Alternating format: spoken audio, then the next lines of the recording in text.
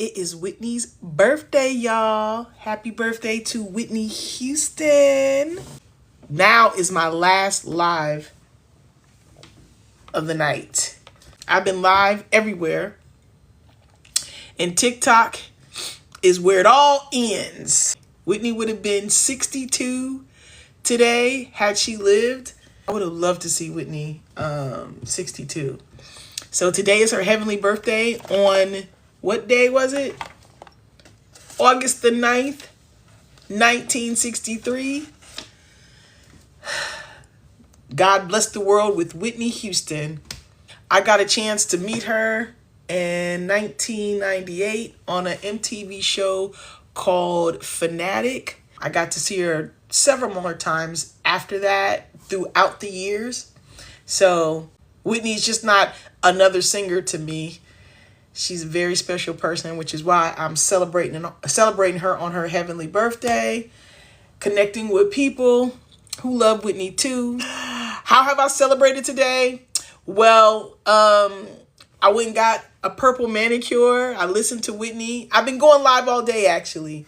Going live all day talking about how wonderful Whitney is and celebrating with other people who love her like I do. So I was up at the park this morning around 9 a.m., 9:30. I did my walk at the park and I went live on TikTok. Sat and talked with a few people. Yeah. I went live at 4 on YouTube and Facebook.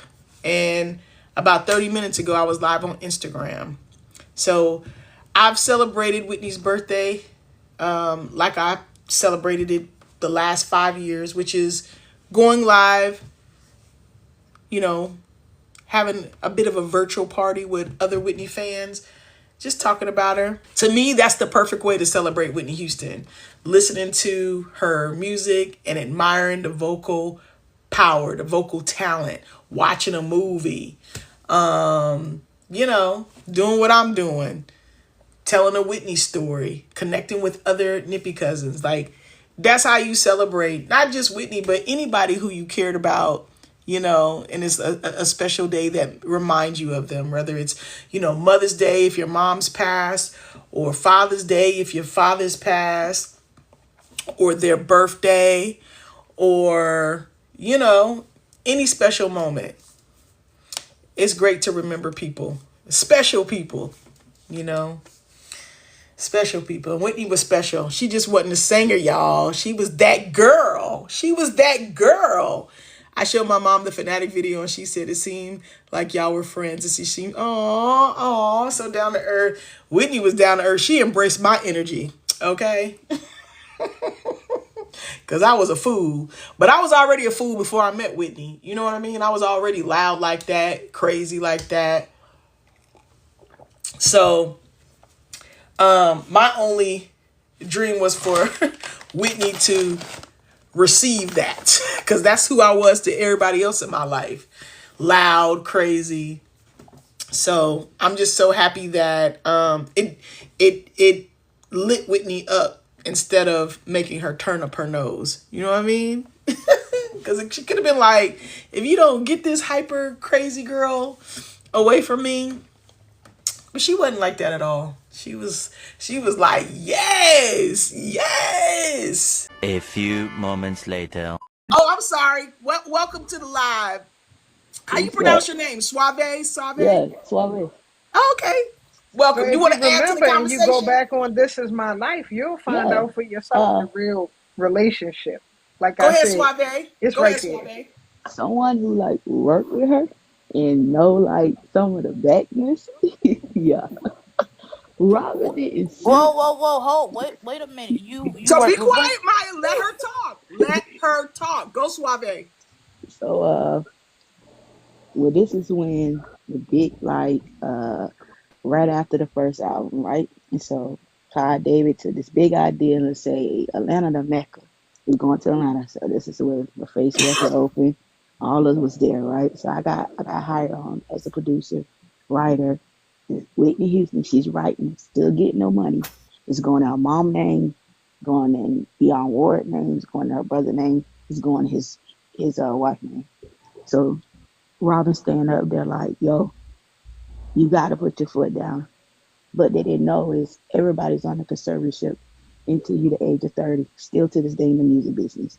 So when Whitney has the control to do anything, oh yeah, she was mad. Even when y'all was saying about the like the dancers and all that, Robin actually she tried to like separate herself. She was a little bit older, but she tried to separate herself because of her mom. She never wanted to have any friction with her family.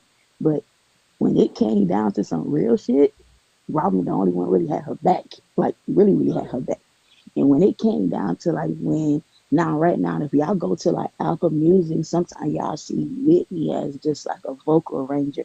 But she done wrote that song, produced that song, and then her and Robin be together and she'll be having singing melodies and Robin like, let me check this spot off and it'd be a bathroom or a back room or the big studio and Whitney just right in it making drums and like, can you do this for me? And I'm like, yeah, this just because it's like the church thing. So you got the church memorizing this, and I'm like, I can hear it. Come on, give it to me.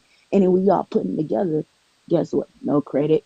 Robin got no credit. Whitney got credit. Her brother older than oh, we just gonna give it to you.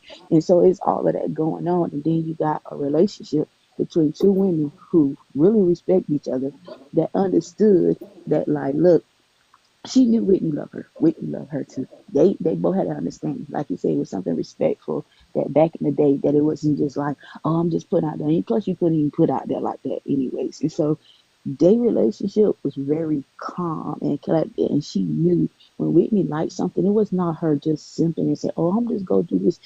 She wanted Whitney to her and Whitney had those talks like, yo, enjoy your life because I already know what I want. You know what I'm saying? And so she let her do that. And it takes a real person to let you go and just be you and enjoy it and say, let you try it and you won't have no regrets later. And that was the type of person Robin was.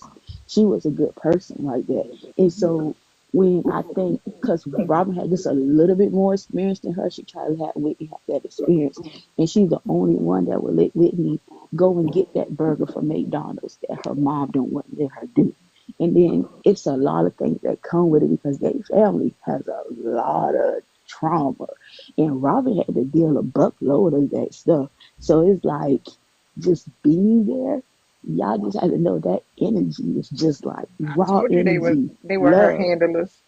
going I there. told you. And like even with the Bobby Brown thing, the only issue came in with that, it wasn't just that the timing. They both was two hard stars. And then Robin was going back and forth, back and forth, back and forth. So she like, I'm working for this, I'm working for that. And she was like, I ain't getting no love in between. So she kind of got left out of that relationship.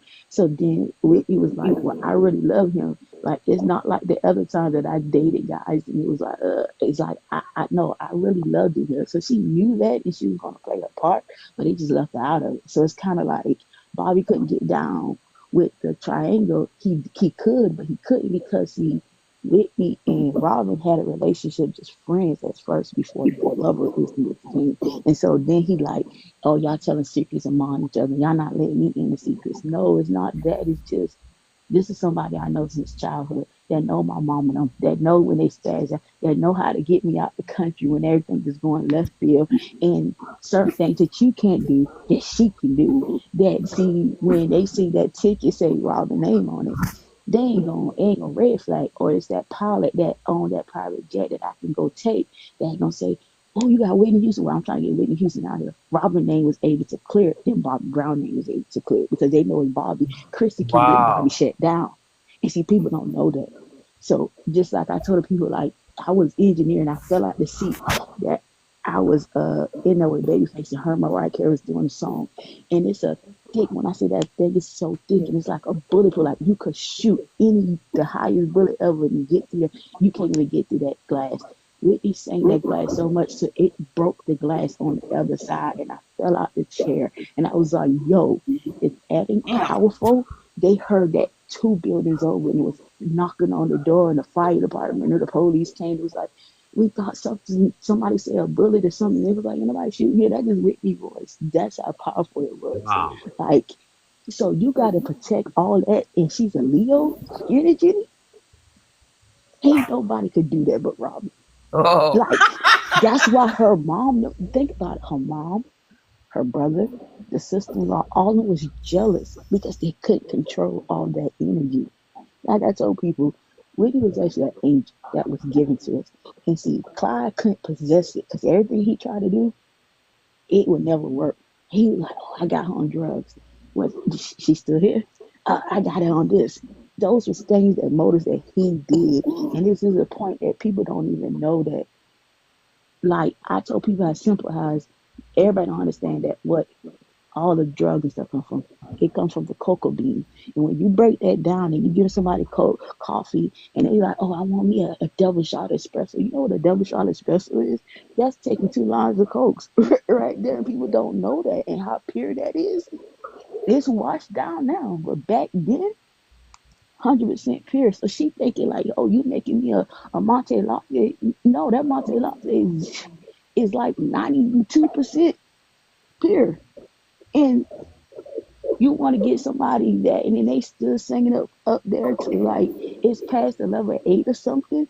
They say you got the 7 wonderful music. If you could hit the 8, 9, 10, 11, and 12, you can do something. Whitney was past all of that, and they didn't know how to control that. Robin knew how to center the energy and say, "Hey, keep it right here." Yeah. And Whitney was big on her spiritualness. She kept her chakras and tongues. Even Shaka Khan said herself, I did not have to sharpen my tune until I met Whitney Houston. And people don't even understand how Shaka Khan been in here way before Whitney Houston. And you had to sharpen your tone because of Whitney Houston. So just think You about can hear that in it. the industry. And everybody like, oh my God, come on, even what? Oh my goodness, I just lost it. And she was like, oh, I finally won it over Whitney. Whitney was the girl's girl. She rooted for everybody. She wanted everybody to win, even when it came down to Brandy and Monica. She came in a hood in Atlanta on the south side. Was like, with Monica, and we was like, nah, we ain't tell you that. She was like, she came in a Mercedes Benz, came out there, shot up in the hood with a 45. Monica, bring your ass out here. And Monica told him, come in. They don't know Whitney is that type of person. And Robin was right there. Whitney, calm down. You gonna go to jail. She said, who gonna check me, boo? That's Whitney all day. And go do an album. She'll slap a couple of people. You ain't did your job. They don't know the story of Whitney Houston. And Celine Dion sitting there saying, I'm scared. She said, girl, you gonna sing or not? Because I don't want you here if you ain't gonna sing. No, I got a phone up. do what? She's like, yeah, do what? Come on, because I ain't got all day. Like she's not nasty. She's the most beautiful ever. You know what I'm saying? Like the energy was there. They were just only mad with Robin because Robin knew how to protect her from the evil sources that be. And then Yeah. when she got together with Prince and Michael Jackson and CC and BB, oh man, it was a good time because they gonna go all night. They got it's like so unreleased songs that Babyface, L.A. Reid, all Clyde Davis, half of all of them, Angie Stone, they just sit in there on records that just can be released today, and we'll be like, where this music at? Like it's just so much, and I'm telling y'all, like I give a lot of respect to Robin because she took a lot of stuff and she was trying to find her way in this because people don't understand it when she actually got a degree in music. So she know like that business side of it. It's just like, okay, how do we get the money? How to break these contracts down? How to read this? And so when she was basically showing Whitney that your mom got you in a conservatorship, you need to get out of this. Okay, well, you just got us $2 million. That's why Let's just pay Whitney. this out. And they didn't like that. They like Robin had to go. It's like you got to go because you teaching her too much. And then when Whitney was starting to read the contracts and breaking it down and say, hey, oh, let me put this together. And then her meeting Jennifer Lewis and all of them and going into the acting side, they told her like, no, baby, this is why I stopped doing the music kind of side and just kind of merged it together with the movies. It's because of the contracts. You're not going to hold me for 2 contracts and then you're not going to pay me. Put it all at one. And so then when Whitney joined with SAG, and then they had to break them contracts up.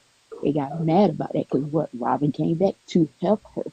Her mama was mad, her brother-in-law was mad, the sister-in-law was mad, so they did everything to try to prevent that. They tried to say that she was not in her right headspace. They tried to say, oh, she was this, she didn't know what she wanted to be. They did a lot. That's why she even went to jail, been in a mental institution, all of that I because of her told you, Q, family. they was her handlers. They did not want her to be. If y'all could have had a chance, Whitney Is just that the grew up reason why free. Huh? Bobby Chris Go ahead. Bobby Christina was living with the sister-in-law? Yeah, Because that's he Yes, why said they unalived her because they they, was after her money. no, they, Did you no, say but they? And She was Bobby in a K mental too. institution. They did all of that because they were her yeah, handlers. they were trying to say that she was bipolar. They were yeah, her no, Um, handlers. that girl but was, she was fine. She was fine. It was They nothing said right, who wrong was with her. right, bipolar? Whitney Houston. But her daughter, Bobby Chris, Wait a minute. Wait a minute. Let's not get derailed. I want to ask Suave a question. Go ahead. So how did you come to know Whitney? Are you a writer, producer? Like, what are these? Where are these Yeah, stories coming from, Suave? yeah. I'm a writer producer. Like I've been in this game like 30 plus some years. Like why does that name sound I familiar? sent my first demo Jesse, to quit interrupt. I'm trying to have. She knows stuff. She'd have been in the Yeah, studio with Whitney. no, We don't need to her, interrupt. I need to figure out what's going on because she got all her, kind of insight. her name sounds familiar. That's all I'm so saying. So Suave. So these stories are for you're an eyewitness. yes, Wow. So you've met Whitney several times. yes. Yes. Okay. I Did just wanted to know the studio because I'm listening sections. and it's sounding like a movie. It's like studio sections been in there. Whitney would throw free concerts. Boom, no matter what city we in, free concert. She knew people could not afford, and this is when concerts was like $50, $100. People couldn't afford that. Yeah, she was like free concert. Boom, day before. Whitney always wanted to be everywhere 2, 3 days early because she wanted to give that free concert, and she wanted. She said, if I can't do a free concert, I'm going to this spot, do something, let people see me, give me some love, and then she made sure she paid everybody. And that's what the thing was. She gave a lot of respect to the greats. And that's why I told people, now, don't get me wrong, I love Aretha Franklin, but she was a one nasty ass motherfucker. She did not care. She Give took her her money in grace, Suave. cash. She had a hard life. I give her grace, but when you've been blessed to be blessed, you have to be that blessing. And Yeah. she gave Whitney a hard time. And it was like, yo, you get paid in cash. Whitney said, I'm not doing this tour unless you put Aretha, Shaka, Patty, all these people on there. Aretha be like, oh, Dionne Ward, you her cousin, bro, and you gonna tell me you gonna treat her like that?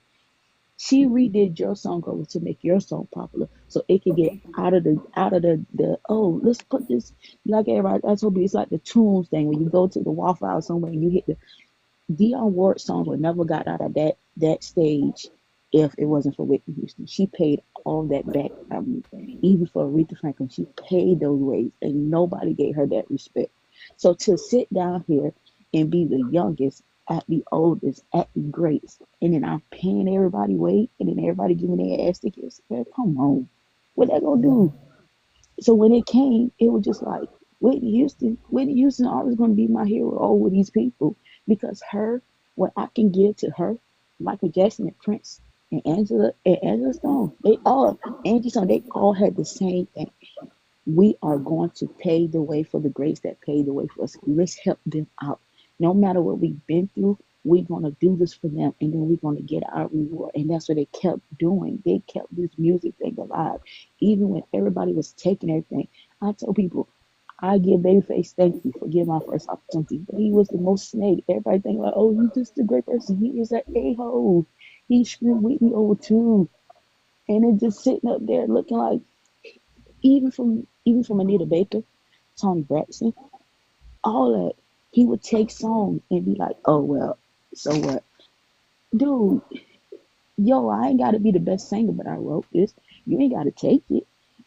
You got Whitney would go there and tell him, you ain't wrote that. It's so many times little Tony Braxton that sit there and wrote a song and he done took it from her, demoed it out, and gave it to somebody else.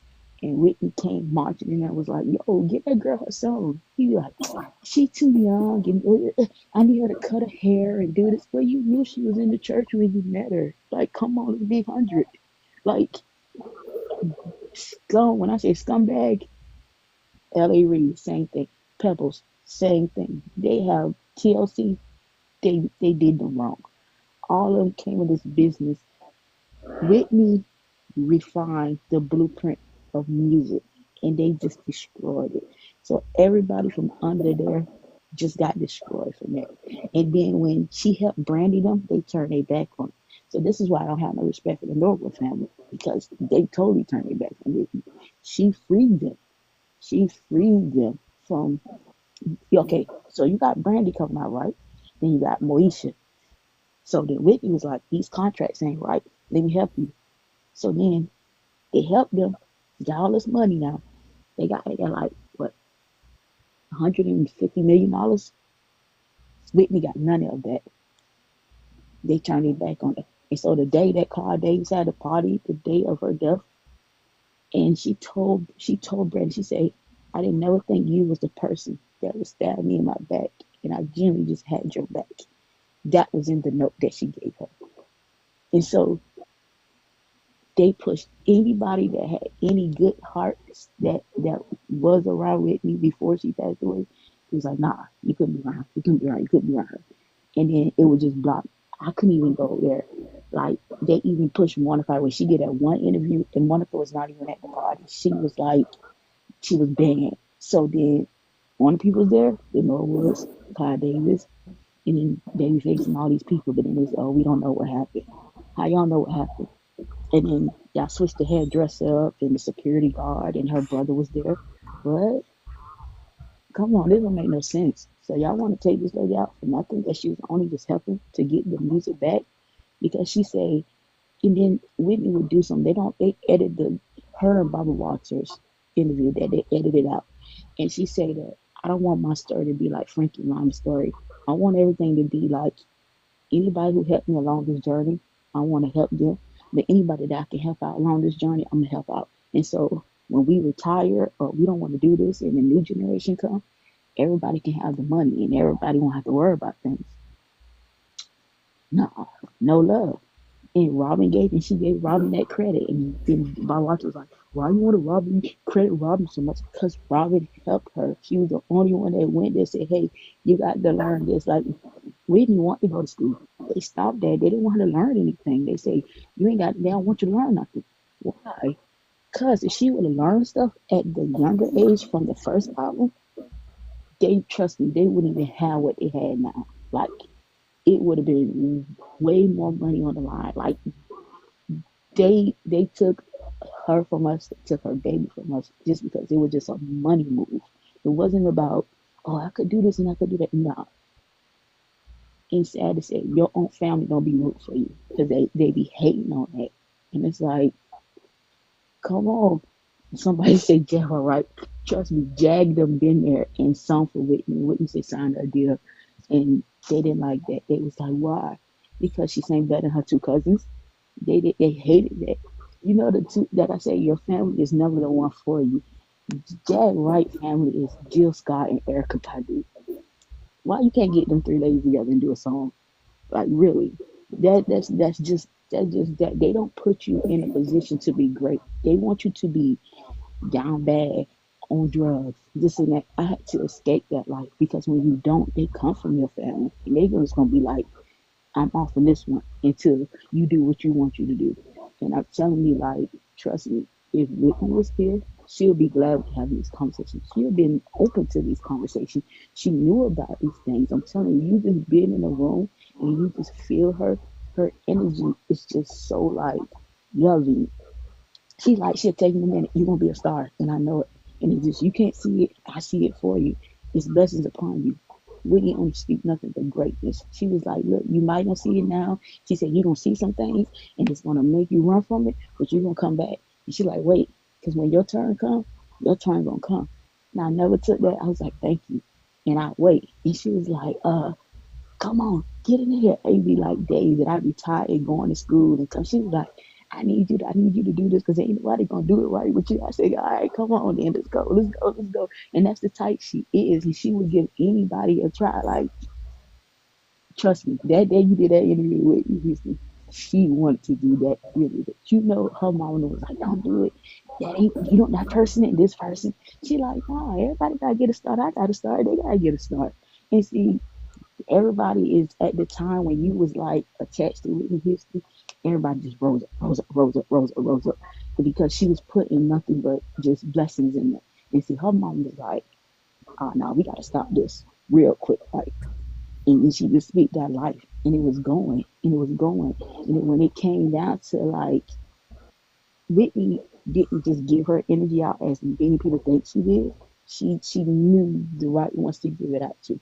She knew the right ones who was going to take it and protect the next person on. It was not just like, oh, I'm just going to give it to you, and then you just going to get the stardom, and then you're not going to take someone. You know what I'm saying? You're going to just start a whole the bag of army of the bad people. No, no, no. She like was starting an army of good people, and let's do it. And then when she had the rows of people, I couldn't understand how Aretha Franklin couldn't understand that. Like, you had a bad deal as a card. Let's get it together. Let's do it. That's the only thing she wanted to do. Like, let's just do it together because we got the power to it. And then when she did Heartbreak Hotel, she brought Kelly Price and Faith, and I was in there doing it. And she was like, I was like, Faith, okay, Faith, that was another thing, but I was like, yo, Whitney giving you an opportunity to start over. What she did, took the money, ain't do nothing. It's like, don't get those opportunities and just want to talk about it. No, get those opportunities and do something with it. Whitney gave you opportunity, you did something with it. You just don't sit down there and just like, just to be bragging. Say, I'm just with Whitney Houston. Oh, let me take a picture. Or let me do no. Take the time, listen. And then you didn't get the package with Whitney Houston. You got Robin too. And I can't leave her out of that package because she was dropping gems to say, hey, look over this, do this. And Whitney learned that whole thing. She was like, nah, let me see that contract. Oh, you ain't got to do that. Your merch is your merch. Your CD is your CD. You sign this, make sure you do this. And then she did that to me. She was like, if you don't feel right about signing it, don't sign it. Because then they going to go sell it and do this. No, keep your merch to your merch. Keep your stuff to your stuff. They want to take this picture, get your photographer. Take that picture. Boom. Save it to yourself. Don't turn it in. And that's what Whitney taught the game. And nobody didn't want to give her that credit because Shaka Khan will tell you, if I would have known this, because that's what her and Rufus beef was. Because Rufus was like, I'm doing this. He didn't give Shaka the credit. Because Shaka was like, yeah, but I'm writing some too. Just because I wrote 8 bars and you wrote 8 bars, it's an equal it. I just don't own the studio. We got to record at your studio, at your house. And that was the problem is everybody want to be, this is mine, mine, mine. No, you're not the one that's bringing in the people at the night. It's me. So let's do this together.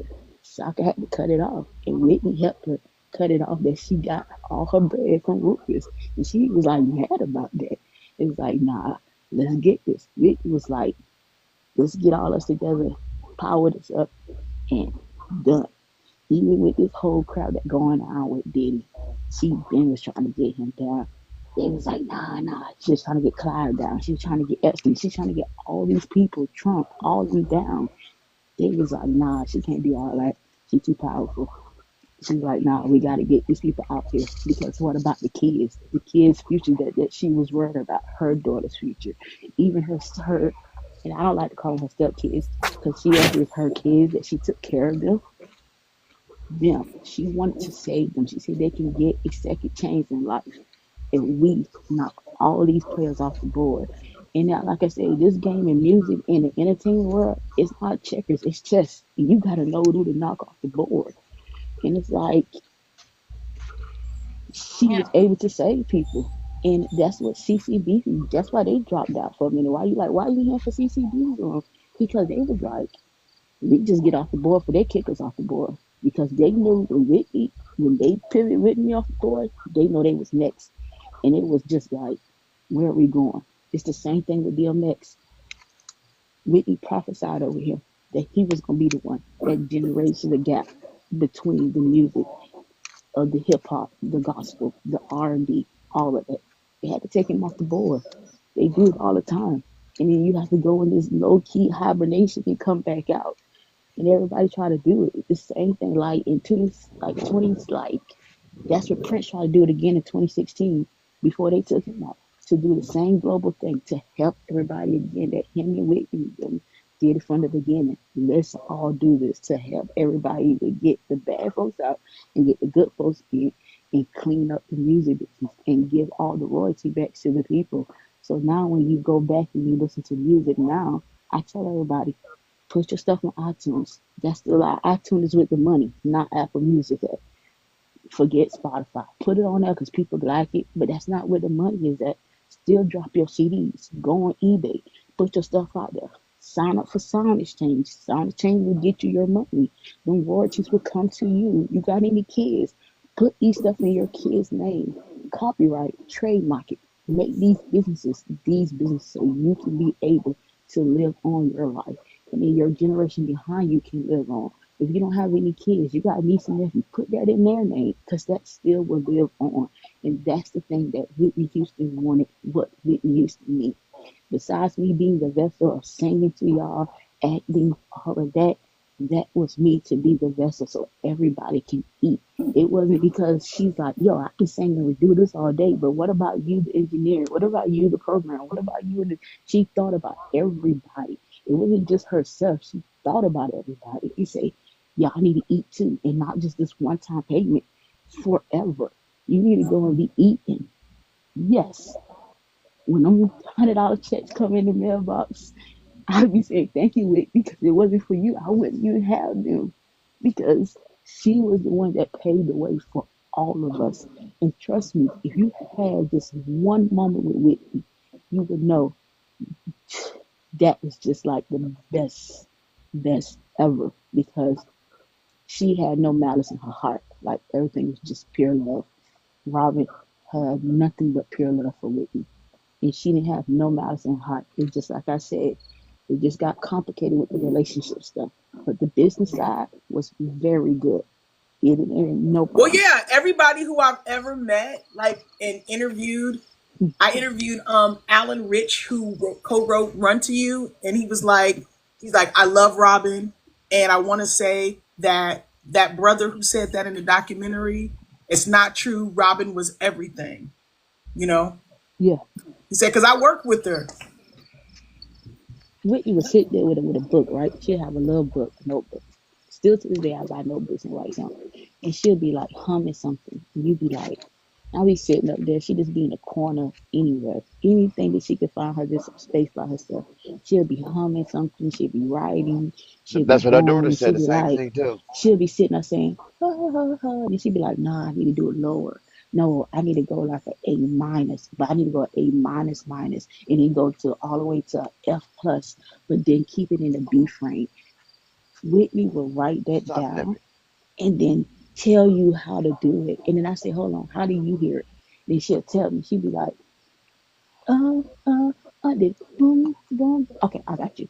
Let me go on the Get it. snare drums. Let me go right here on the horn. Let me go mess around with here. Let me put this together. So this is why you like it? I like it like that.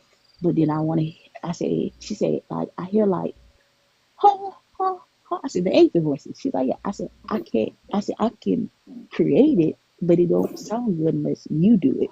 And then she would go, she would breathe, she would sing her song, she would put the angel voices in there, and then she'd be, I said, where you hear it at? She'd be like, I hear it at the top. I might hear it right here a little bit in the middle. I might hear it in the back. I might hear it around. And I said, okay, so basically we want to do this all around the whole song. She was like, yeah. So I said, okay, tell me where you want to hear it. Stop. Tell me what you want to hear. Boom. Put it right there. Put it right. Put it right there. And Robin would sit back and be like, well, I can hear it drawn out a little bit more. I said, we're going to get it. Hold on. And then we get that and Whitney would do the take in one take now, not like 8, 10, 12 takes. One take. And then we'd get there and I let Whitney hear it. And I say, what you going to do? She was like, I'm gonna drag it out. Yeah, let's drag it out right here. Let's put it right here. Let's do this. Put it right here. She was like, so I said, you put it where you want it. I'm gonna step back because I did my job. You tell the computer, you can press it because I got it on repeat now. You press it where you want to put it at. And then she'll do it. And Robin be like, I think they gonna ain't gonna like this. I say, you say drag it, Rob. No, don't go back on your word. No, she said, well, I just don't want. I said, nah, let Whitney do Whitney. And Whitney would take control of it. You can give her the closet. You can give Wendy the biggest room ever. She will make a hit. And then guess what? Once the hit is made, and it goes out to her brother, be like, oh, well, she wrote this. Man, bro, you ain't wrote Jack. Her mama coming up, oh, I wrote this. And then it's Robin like, we literally did this in the room 5 minutes ago. Y'all wasn't even in here. It didn't take Whitney not but 2 seconds to write a song, literally. And everything else, if it was improvised, it was just improvised through there. No help. Like, she could tell you something like, yo, I got this sound in my head. I want to get it out. Okay, cool. I can get it too much for you. Whitney did majority everything. What she didn't need help on, she would ask, hey, can you get this person that can do this guitar? Because I know they know how to play this. Even pulling in Carlos Santana. Carlos Santana was not an easy person to just call up and be like, yo, can I get you here? Yo, Carlos Santana, Whitney Houston, boom, no money. He came, played the guitar, week straight for her until he got the melody that she wanted. And she's like, that's it. He was like, for free. I don't even want the credit. He was like, just the honor, just to be with you, and for you to think about me. Even with Sheila E., she came. She was like, yo, I need your drums. I need you to do something. She was like, well, I work with a lot of things. She's like, I know. I got something in my ear. Let me sing this for you. Sheila E. come back with it. She was like, okay, boom, let's get this. Whitney would write everybody credit. Who was there that day? Who did this? And they be like, oh, too many names. Too many this. Too many that. Like, she like, I'm going to make sure you get your credits. Whitney was that tight. If she got a check, she'll pull up on you. She didn't care where you was at. Have you some money? Because, see, you helped me get this out. Because this album wouldn't be nothing without you. And see, Robin was that girl that was like, yo, we gonna go pay this person. Robin would take your information now and be like, yo, we gonna get that to you. And they hated that about her. But she was like, if they ain't gonna give you the credit, I'm gonna give you the credit. And so when she started telling people names out, and she was like, you know what, I don't want to tell my baby names out because I don't want y'all to go after my babies. And then she just started holding people near and dear to her heart. She was like, no, because she was that girl. Like, when everybody say, oh, that's that it girl, Whitney was that it girl. It didn't matter who you was. Even when they went in the studio with Aretha, she was like, yo, I know you got your cash up front. She paid her. You know what I'm saying? She was like, look, but I'll make sure you get your money on the back end. Aretha went, did the song without Whitney many times. Whitney paid her. It's like she like her money in cash. And she still couldn't say one thing good about the lady. And she helped her. And that's like, it's sorry to put that one bad side of the legend to tell people the bad side of the thing. But people are like, yeah, they was cool and stuff. But it's like, when you see a nasty spirit, that's like, I don't so much like that. You know what I'm saying? Like, that's just my same thing. Even like the Destiny Child's thing, when they was coming out, Whitney was trying to help them. The program, she told them, she was like, yo, look, y'all gonna be these stars. She was like, y'all just have to understand, y'all have to learn y'all voices. Tina was like, whatever, you ain't know, yeah, you Whitney Houston, but what, like, this is Whitney Houston you talking to. Like, this is Whitney Houston. Like, That, that's why she was singing their songs, that Survivor song, to help them yeah, get their because, names out there. yeah, Wow. because just, they wanted to, when Destiny Child first came out, and it was Taviana and Toya was writing, Beyonce wasn't doing nothing. Whitney was trying to help them gliding through that way. Say, hey, you can go and do this. You can go and do that. Okay, if this is a stronger person, get the stronger person to do this one. But then when it came down to it, they was like, this is Whitney Houston.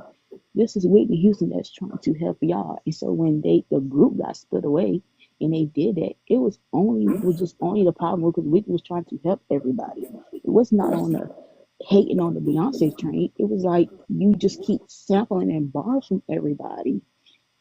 You just you can write your own songs and you just sit down and listen to your own thoughts. Take that. Solange was the girl that was writing everything that year to Beyonce. She was like, I sit heard down with that. your sister and just y'all come together. And she told them, Jesse, don't mute even up. worry. All I hear is crickets. I'm outside. I I know. was I can walking hear there. it. Mute I was up. walking. Yeah, I'm I'm gonna sorry. I'm drop sorry. you. my bad if I'm talking too much. Oh, my bad. I'm talking too much. I know everybody No, else is. the reason I got everybody muted is because nobody has these stories, and I don't know what possessed you to come up and share. But Jesse, thank you. What I don't know what possessed you to come up and share, but I'm grateful. So there's not a lot of people who have this kind of front row experience of Whitney that would come up and talk like this. So I want to hear it. It, None of Would us you got say the that? stories you got. Would you say that Whitney was a prodigy though? Because that one I learned from the best. She was saying how like when she was hearing the song, she she had the people from Chicago come and do the horns for her because like she kept hearing it, and like that's literally like the best part of that song. Is it safe to say that David she was a Foster. prodigy? Yeah. yeah, because you got to look towards this, right? When it's like right now, I can hear a sound in my head, right? I could be sleeping and I could literally get up out my sleep and be like, ah, you know what? Can you feel it? That's been going on in my head for the last week, and I don't know why. But I've been writing it down, every piece that it comes in. So, but I can hear like the drums. I can hear like what you say. It would be something I probably would write for Whitney that you wouldn't even expect something to be that we would probably come in the studio and do. You know what I'm saying? It'd be something like that. When she hears something like even when it came out to that like the church choirs and she'd be like, you know what, I need the church ladies to come sing. Everybody put their name down on this because she knew when it was like, I can do it, but why do it when I hear their voice? That's the person she was. She's like, yo, I can get this person to do this, and I can get this person to do that, and I can move this around, and then I can make this gospel album, and I can go in and make an R&B album and still do it, and we all can make money with this because guess what? I'm gonna keep on doing this, and then see the issue came in with Kurt Franklin and Whitney Houston was she got Tamala Man. It was like her and David Man came a song behind Whitney on her gospel album, and he got mad about it because that was making him fly was them. And she was like, "No, look, brother, we can do this together. We can do this together." And he was like, "Man, whatever, man. You trying to take my people from me." And then now he want to say, "Well, I didn't know about copyright." Well, Whitney was telling you that, and you being an a-hole, instead of listening to her, she was trying to get everybody through the flash. Like I tell people, Whitney is one of those people that she's gonna help you. She gonna give you her last. She don't care if it was like she Whitney went to the bank and she knows she could have get $1 million out today, and she gave everybody that money until she know the time to the bank open or they say that well you can meet us here at 5 o'clock in the morning. We will have the money, and then she would go and give you the money. It don't matter. She can get in gold, silver. She was gonna pay you. It didn't matter. And who had her back? Rob. She would go sit down there and be like, uh, let me tell you how deep this go. It go all the way to Queen Latifah Daddy. Like, Queen Latifah Daddy would come and be like, where you at with me? I'm pull up on you. She'd be like, I need you because I need to get this money so I can get paid these people. And Queen Latifah Daddy would go and help her and just do all these things. And so that's why people was like wondering like, what's the connection between Queen Latifah? Because of her daddy and her Jersey connection. They protected it. So when the day that her brother got killed, oh no, the city cried that day because it was like, we're gonna find this person until they did that. And then she was like, I'm protecting you. She did that. That protection came down from the authority of Whitney. Whitney was like, look, I done been hurt in Jersey. Ain't nobody gonna hurt nobody. I'm protect anybody that I can get. If I be in your spirit and you help me out, I can help you out. That was Whitney type of person. She helped everybody. Yes, the East Coast line, pot line was good to the South. She got to the West, she helped it. Everybody, the Jacksons, everything. She helped everybody. People don't even know Tito, Marlon, Jermaine, all of them got they deals through Whitney. Whitney helped that out. They was that bull crap they put in that movie talking about no. Jermaine couldn't get a hit. But they was like, oh, you could keep doing you could keep writing and doing it. She was like, Jermaine, you singing. You've been doing this since you were a kid. Let's do this song together. I'm just gonna do background. I'm gonna put you out there. But it sounded so good for them together. It dropped like that. So Robin was like, we can like, how can we publicize this? And she was like, uh, I want to give Jermaine a name outside just the Jacksons. Like, let him have his platform for his own. And she did that for each and every one of them. And Prince came and he did the same thing. Everybody was just helping each other and getting that out there. And Whitney would go and they'd be like, how Whitney been here? And she popped up in the Whitney would pop up in the city. She would drive. She'd be like, who got a license? Let's go. Who got this car? Rent this car to me. Okay, you got this? Who got a bus? Let's go. And she in the next city helping somebody else out. Where you at? Oh, I'm stuck on Sister in Louisiana. Oh, I'm on the way. It's time that she done got Tina Turner out. So she was like, where you at? Tina was like, yo, oh, girl, I'm on the way. And she like, Tina was like, I don't want to stay in the States anymore. I want to go international. She was like, well, you know what? Since you're the rock and roll queen, I'll go buy this place. You stay out there. Don't come back if you feel like it's going to be a problem between you and I. She did that. Got no credit. What? Yes. The Tina Turner. I ain't never heard none of this stuff. Oh my God. Why tell you? Why tell anyone that little No, Whitney I Houston? know, but still, it's just like, wow, I feel like I'm listening to an audiobook, Suave. I mean, you got all kind of stories. Wait, but how do you know what was on that note? And how, because like what you said was very articulate, like you read it. When it got down, listen, I was there with the lawsuit, right? And then when the backs got turned, and then when she was calling Brandy to be like, yo, let's get this you and Monica thing, they penny out against each other for no reason. I'm going to get y'all back together. I'm going to get that money. She was like, come on. And she was like, Clyde, I can't talk to you. Clyde?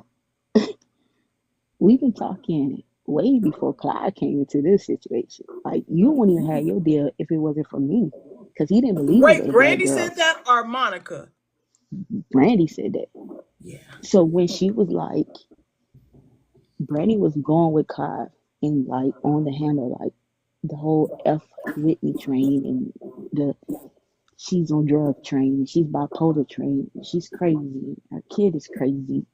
But see, she was showing like the innocent face, and that's why Monica and her used to fight all the time. And people were like, why are they fighting? It's because the same lady that helped us, you want to sit there and do this, especially with a white man, like, and he didn't help you with nothing. Like, Brandon was broke. Brandon had shit. Whitney Houston was ready. Monica to help Brandon, and then she want to turn her back on these people, the same people. Even the young girl Maya Campbell that was on the show, she helped Brandy and she turned her back on all these people for Clyde Davis, who stood in our half of that. So, what are we gonna get for this reunion? Is everybody gonna get paid the money? It's like when it comes down to all these people, like, let me tell you how deep this goes. It goes from Samuel L. Jackson to his wife, Miss Latoya. It goes down to from Vanessa Bell Calloway to Angela Bassett. All of them was the pipeline to help Whitney Houston in this whole thing of helping everybody get out from being under the white man. And no one seen this vision. Because he was like, well, the white man is doing this. The white man is doing that. No one didn't want to help. And then when everybody got together to do it, and somebody was not getting a paycheck, Whitney was going around doing concerts when she didn't want it, when she was tired, sick, just to make sure people had lights and houses and clothes and the image to keep up. Whitney Houston did that, and everybody was like, what? Because I've been on a lot of the phone calls, and I've been a lot of there for the times that I had to go get a car for Whitney to go help somebody out. So what? So Whitney did that. And even when Robin got kicked out, when Sissy signed the paper and kicked Robin from being out there, Robin was still making moves behind the scenes. Like, yo, call me. Hey, you got my number? Call me.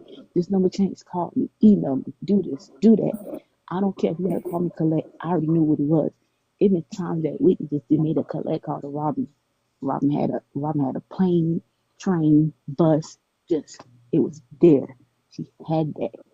No one respected that. None. Bobby gave the respect. He realized, he was like, yo, you was able to do this.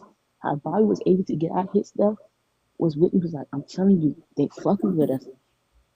It was the only ill mouth that Bobby came is just that the relationship that Whitney and Robin had. Besides that, they was happy. It was nothing. It was no beef, nothing like that. Robin was the glue to get everybody out there. Like, Bobby didn't do nothing. Like her mama, it's like they say when the mom is jealous of the daughter.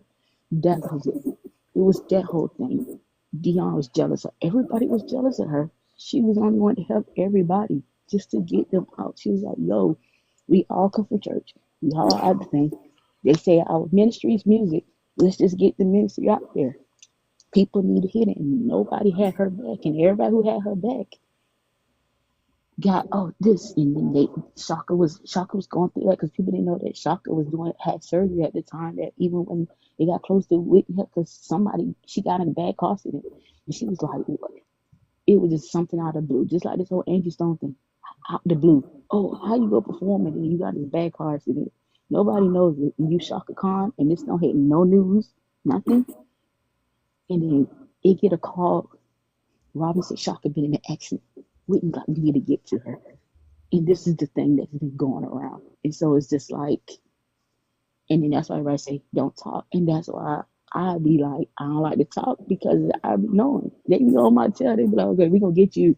We coming from you. He's like, yo, nigga, I'm going to keep praying. But I know if y'all see Suavay don't be here, y'all know they done took me out. They don't want these stories to be told. They don't want people to genuinely have.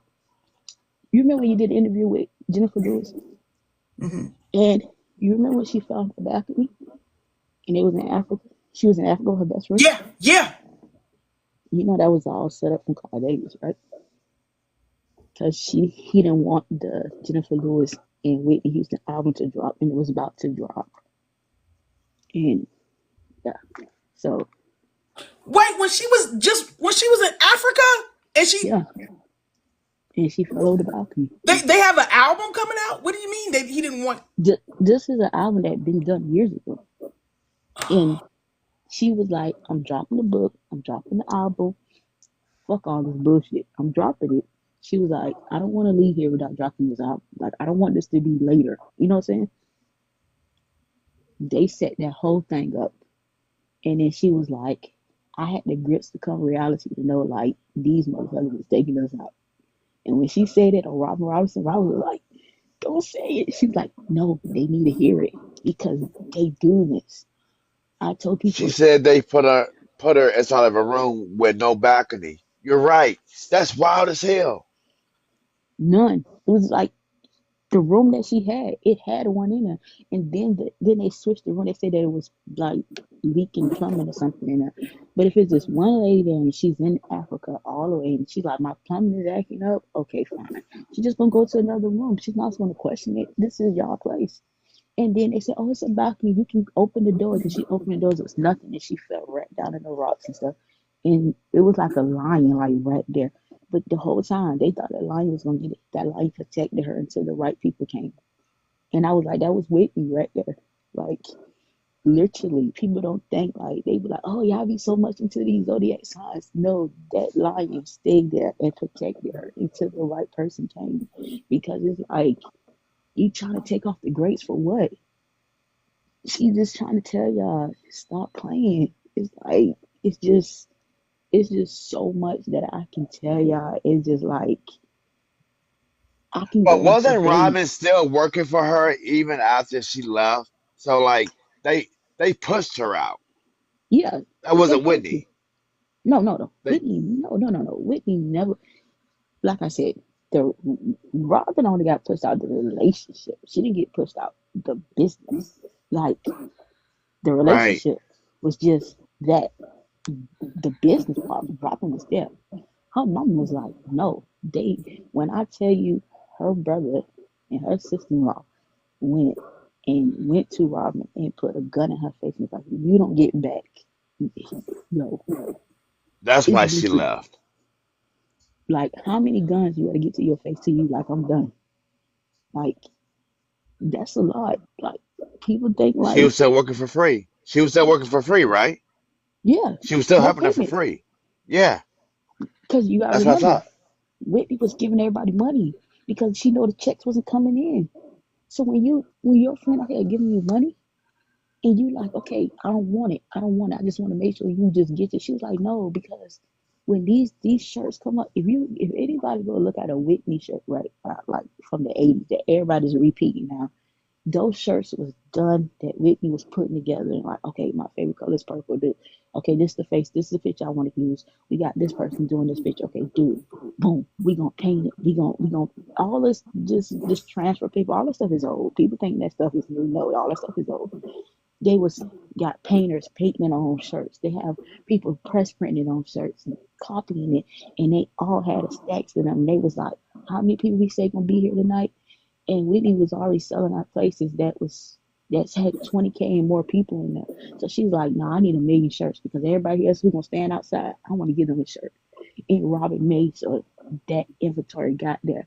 Even when people was like, I had the money, it's just I couldn't buy the tickets, and they would just pay for it. It's people would take money and threw it on the stage. They outside. Do you know how many times the stadiums that they were just brushing up money and picking it up and giving it to Whitney Houston? Because people was like, we couldn't make it. They was like, that's it. And So doing Suave, when did what's up? Pat come in the picture? Because Pat wasn't always there. When did Nah, Pat come into the picture? Pat always been there. When Sissy couldn't go and do what she wanted to do, Pat always been it. Pat would be her bodyguard. And then he would sit there and try to make business move behind her because he wanted to be an artist. And they said that he didn't have a strong enough voice. They said we could use you as a drummer. Instead of him just do his drumming stuff, he didn't want to do it. He wanted to be an artist. You don't have your sister voice. If you can go back and listen to like I'm gonna have to go find it. Like I'm gonna have to go. We gonna have to do another live, and I'm gonna have to go do some after and give you like Pat voice. His voice is he got an okay voice. It's not like sellable. You can't really do nothing with it. It's like okay, you could be a background singer. You know what I'm saying? You But talking about Gary, right? yeah, he didn't want Pat like Pat and Gary.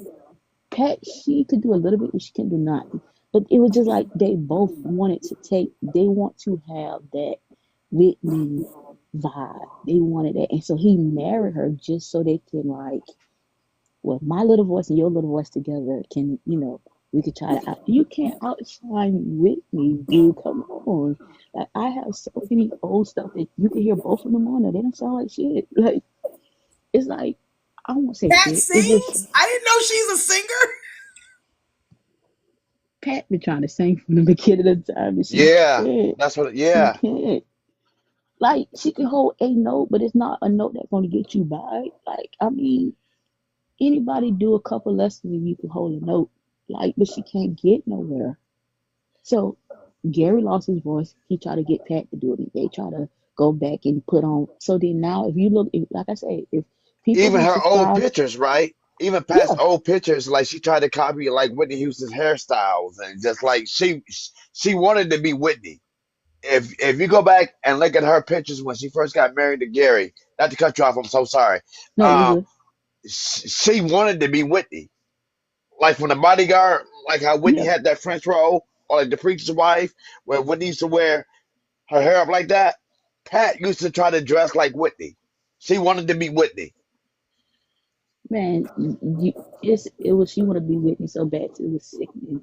Like it was just like when you saying it to the point of let me tell you how old this is when before Giovanni Versace got killed, right? The Versace family always helped the black people out. It was never with they was like, ah nah, fuck that. Our people and scooters are only the black people that helped us out. Giovanni made this dress for Whitney Houston. And then Whitney said, I would like it in a pantsuit. He made it. And so Donatella was like putting accessories and she was like, yo, we got they had this diamond connect that they used to put on their original Versace joints. And Pat went and tried to get the same outfit. And when Donatella Versace said that's a copyright infringement, she did not, she stole that from our factory. They had to Tell pay it. back that money. And they was Tell like, it. yo, it was crazy that when they brought it to it, and Giovanni was gonna let it go. He was like, nah, I'm gonna let it go. And Dante was like, fuck that. We worked hard for this. Our mama was sitting up. night and day making clothes, and we learned that from her. No, Pat went and tried to take it. She even stole stuff from Whitney, like going to her closet. Gary would do it too. They would go take her stuff and try to edit the size, and everybody know Whitney was a size 4. Like, bro, come on. It, like a 4 to a 12 girl. Come on now. Look, Suave, listen, me and you gonna have to do another live, one-on-one, so you can just really, because listen, you got a book, really. You got a whole audio book. I Look, mean, wow. look, Wow. I told people they gonna be mad at me. This is why I told people when Anita Baker kicked Babyface off the tour, and everybody was like, "Why did she kick him off?" Because she said, "I sold out this 50." They had like a what? She said him, and she said, "I sold this out. I didn't need him."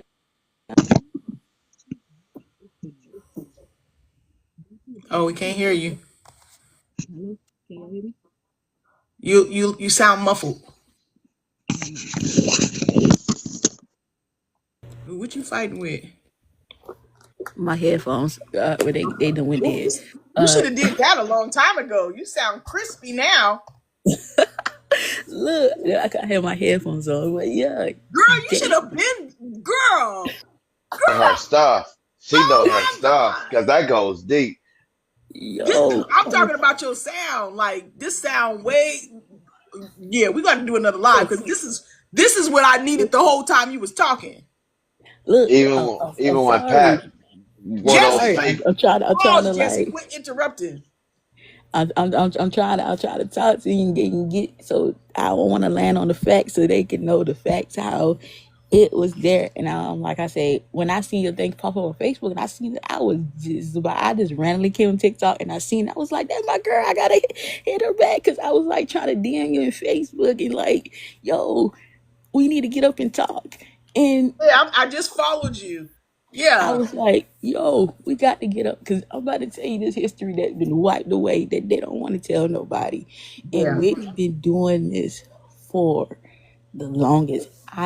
Yes, I have rock, Bubby, I've been laying low. I've been laying low because I look, I still do music. I love this and I want to do it. And I have a couple of Whitney. I got a couple of Whitney things that I want to drop, but if it's not going to do for the right purpose, I don't want to do it. I'd rather like let it just be. Wait a minute. You got her voice on something? Yeah. Oh my God. Oh See, my God. what I try to tell the new kids, they try to put you on the Logic and oh, get Pro Tools. It was always Ableton. Ableton is what everybody had from the beginning.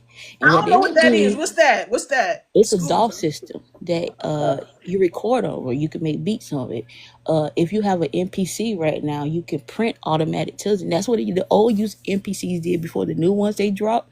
Like I had an old MPC, but back in the day they used to come like MPC 2000s and all that stuff like that, right? And what you used to do is you used to take like different, even if you want to sample something like anything, like if we take like the Isley Brothers and I want to sample it, right? I had to go put the vinyl on and I had to go take these different things out. But if I didn't want to sample nothing and I want to connectly hit something with my guitar, I just I hook up to my MPC.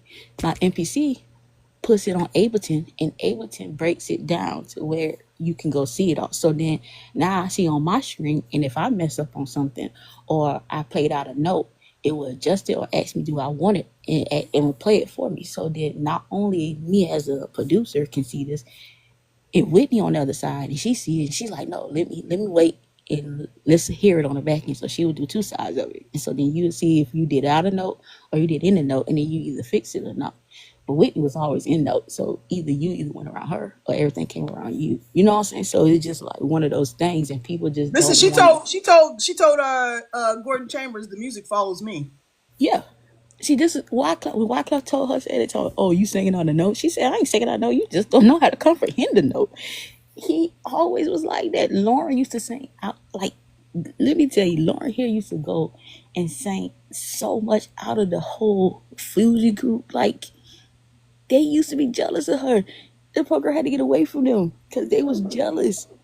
And then she went to jail for them for some stuff she didn't know nothing about. It's like those are things. And Whitney was like, "Yo, we gotta get her. We got to get her back. We got." Those that people didn't. Just when they say not selling out, because I'm not gonna sell out, because I'm gonna keep doing it. If I'm just taking, I'm okay, because I know God got me. But I'm gonna protect everybody that's coming with me. That's why I told you, you got to stay low key. I have learned the low key life through it. I told people, please, everybody get caught up on the drug thing. She was not on drugs like that. That was induced stuff by coffee. This, that was not her just going and saying, "Oh, I want to meet up with you." Nah, Whitney was not doing that. She was not that type person. If she would drink something, she would ask what it was. She was never like a drinker. She was like, "Okay, teach me about this. What is this?" She always wanted to know what something was. And she was like, "Is this going to damage my voice? Because my voice is what I have." And they be like, "Oh no, it's supposed to help." And she was like, "No, I do my research." Whitney is a research woman. She's not going to sit there and just take something or do something because somebody say it was just nice to do it. Nah, she going to research. She's like, where's the nearest library? Y'all have the internet here? I can't be on there. We need to be in hotels on their internet looking up, okay, what is this champagne is? Okay, what is it made? And da-da-da-da. She's that type of person. Because she's like, I'm not putting no impurities in my body. She was that because she was like, I want to protect myself because I know it's people around me who ain't trying to protect me. And the people who are trying to protect me, they keep pushing them away. And so she trying to protect everybody and protect herself. That's a lot on one person to do. Oh yeah. What year did you meet her? It was like right, I got 90. So right, like not right in the beginning, but kind of in the beginning. So it's like taking off. It was like little me. So I'm like happy to see like this is Whitney Houston. She was like, what can you do, baby? I'm like she's like, what can you do? I'm like, I can play the drums and I can write. And she's seen my whole like stacks. And she's like, you wrote this? And I was like, yeah. And she was like, I said, I'm a poet by heart. She was like, what? I was like, yo, I grew up in church. And she knew my Aunt Effie, but she's not really my auntie, but she's like the church thing. And she knew her and they sung with church. And she was like, oh. I was like, yeah, she's the only one told me to do music. She was like, everybody think you got to preach and all that. No. Do your music. I was like, she's the one that gave me the okay. And I was like, okay, let's run to do it. She was like, how you got signed? I was like, I sent a demo tape. She was like, where your drums, where you this? I had some sticks, my mama pots and pans, and she was mad at me about it, but hey, I got a deal. It's like, let's go, let's run with this. And it's like being behind that and just seeing how like family can like, they wasn't rooting for her. They was rooting for her like, yeah, get us out the hood. But we want your success. But she shared it. She shared that success, that any value, like even when it came down to like preacher life, Whitney turned down the road. She didn't want to do the road. She was like, nah, don't worry about it. You know what I'm saying? And it was like, do it. And she was like, I'm gonna do it if we can only get this church scene and do this and really set it up like church. You know what I'm saying? And really make it what it is. And it's a lot of people don't even know, like, even what love had to do is story Whitney was behind helping with that, and we got no credit with it. She was sitting out there, oh, this movie coming out, pumping it up for everybody. You got a movie coming out? What you got coming out? Okay. When The Bodyguard came out, even when her and Dolly Parton got up together, and she was like, I love your song. Dolly was like, do it. She was like, if you can sing it, I'm fine with it. She sung the song. Dolly said, you sung it better than me. You can have it. They split this song till this day, 50-50. Dolly Parton got her 50%. Whitney Houston have a 50%. I didn't know that. Yes. That What's Love got to do with it? Didn't they want Whitney to do the Tina Turner part and she turned it down? Yes, because they already gave it to Angela, and then they was gonna tell Angela they tried to pin them apart because they was doing Waiting to Exhale. So all that was rolling out, right? And then they was Yeah. like, Angela got the part. She went and built up muscle mass. She did all of that, right? She turned down 7 jobs to do that. And they was like, they was just about to call her. And she was like, I thought Angela had the job. She called me, told me. And it was like, oh, you have Angela Bassett's number? And the shit was like, why would I not have my sister's number? Come on. And she was like, let her do the job. And I was like, they still try to make a way for Whitney. They was like, nah, get in. Whitney like, nah, that movie don't serve me. And she wasn't being cocky because everyone was like, oh, she wasn't supporting. She was supporting. She was saying it didn't serve her because it was taking from who it was given to. Like, no, it didn't serve her purpose. Because even in Preacher Wife, that was again another Angela Bassett movie. But they was doing Waiting to Exhale. She was like, I think that's more your realm because like I know church, but I can't, you know, get the choir together, how you can get everybody together, like you get us together. I can't do that. And that was a mutual respect to one friends, to sisters, you know what I'm saying? And everybody hated that because when everybody around Whitney who wasn't blood related kin to Whitney loved her and respected and had that mutual respect and was like, yo, we got this, they was like, oh no, y'all got to go. They tried to separate a relationship. Loretta Devine, same thing. This is like even and Sheryl Lee Ralph, man, love her but don't like her. Whitney tried to say, you the original Dream Girls. Don't let them take your stuff. You are the Dream Girls. It wouldn't be the Dream Girls if it wasn't for you, Loretta Devine. Y'all get this movie going. What she did. Oh, because you gonna do, she was like, yo, I'm trying to help you get your movie, get your rights, and you want to complain about it to this day. It's like those are things that Whitney tried to help people, and everybody want to be ignorant and I've been doing this, I've been doing that. Well, you not getting no money. You're not getting no money. Suave, Deshaun wants to know, she don't see Dolly Parton splitting no 50-50, so how do you know that? Dolly did it herself. She signed the papers 50-50. This is what I keep trying to tell y'all. They hiding these things because they don't want y'all to know the truth. When they did, Dolly say, see, y'all look at things and y'all hear things. Y'all say, well, she say the check's still clear. She's telling you that the checks are clearing because what? Whitney got those checks to clear. When that song hit number one and it made $20 million, that went to Whitney Houston first. That didn't go to Dolly Parton. Whitney said, wait a minute, Clyde, you done took your money off the top. We gonna give Dolly. Dolly was like, you willing to go 50-50 with me? She said, 50-50, let's do it. Dolly was all ready to sign 100. She wanted to sign that 100 over. Whitney was like, nah, I ain't gonna take your song from you. 50-50. That was a 50-50. They did it. She did not care. That bodyguard whole thing. This is why Kevin Costner told people, like, y'all not gonna take my 40 minutes out on this funeral because I'm gonna tell y'all about what happened. That was that. He gave it. It was that whole movie, even right down to the bodyguard. The bodyguard was only written to the point it was like, it was this famous singer, someone trying to kill her. So what can we do? Whitney was like, I'm basically living this life. I can tell you how it is to be the number one lady in the world, and everybody want to be on your side for money, and somebody's out to get you. I need the bodyguard. Who was the bodyguard? The bodyguard was based off Queen Latifah daddy being there, being the New Jersey cop that went up to the chief to help her to get through a lot of things that she couldn't get through. It was not no love interest because she was with Queen Latifah's mother, but he helped her. Those things that she talked about, and then Whitney at the end credits didn't get nothing off of that. But when you think about the bodyguard, who you always gonna think of? Whitney Houston, because it was Whitney who did that. Her brother, her sister-in-law talked it down about it. They wanted to be so much about them. No, it's not about y'all. It's about her, because she made those sacrifices. It's like, what?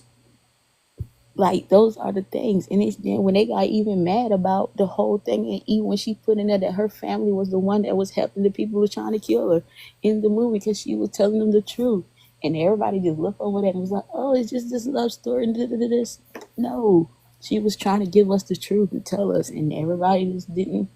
Everybody kept looking over it. And then the ones who knew was trying to help her. And everybody's like, yo, where you at? Where you at? Where you at? That was Whitney. She was that type of person. So look out for everybody. Everybody that who loved her tried to look back out for her. But mama, brother, sister-in-law, everybody is blocking it. And Paul Robin had to get like the butt end of everything. And she was just only a person to help. The only one that's want her to get out. It's like, you don't be a butt of the joke. Yeah, it's Girl, like we're gonna have to do a part two. Cause listen, I'm gonna have to watch this live back just to ask you questions. I hate that it was muffled before. You sound so crystal clear now. You sound like the AT&T voice right here. yo, can you hear me now? Can you hear me now? Yeah, you sound so crispy. I'm like, you was muffled for 90% of the rest of the time you was talking. I was like, can you see me kept doing this? Yeah,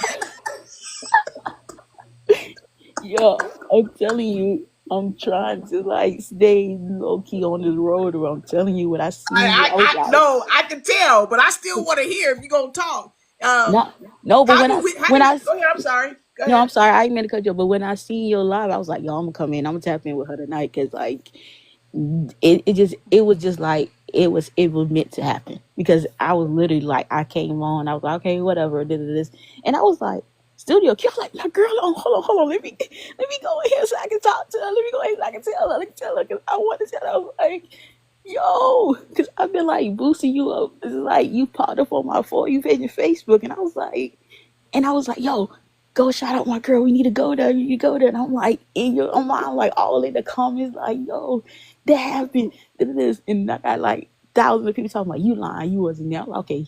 I said, bet that. Fuck that. I'm just tell you, I'm gonna show you some things. I'm come out. I said, me and my girl gonna come step out. I'm gonna tell y'all some stuff. It's like, but man, I'm telling you, I am like so glad like we was able to talk and I was able to get to be in this live with you and share this information because I want you to know, like, the true Whitney fans that really know her, trust me, she trust me, she received that love.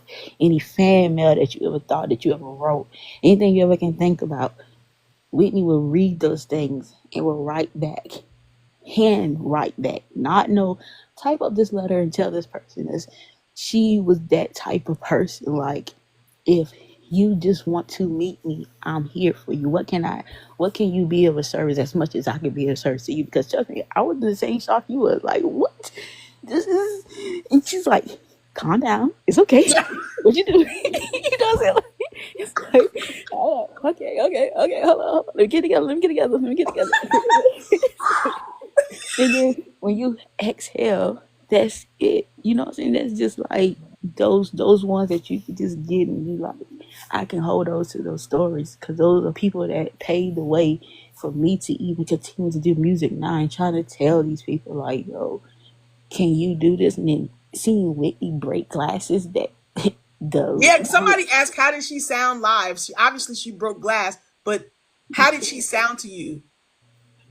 like I can only explain it as if I don't know what anybody belief is, but if you hear any angel like is sound, if someone say something, they say this glorious sound, that's how it is. It's just like something that's undescribable. It's like a universal sound that you can telepathically, you can hear it with your ears, you can hear it through your soul, you can hear it when you're not even in the room. It's like it's something that's constantly with you. There's like a form of energy that is just like it's like if I could put in words, it's like a forbidden energy that wasn't supposed to be let go, and it was.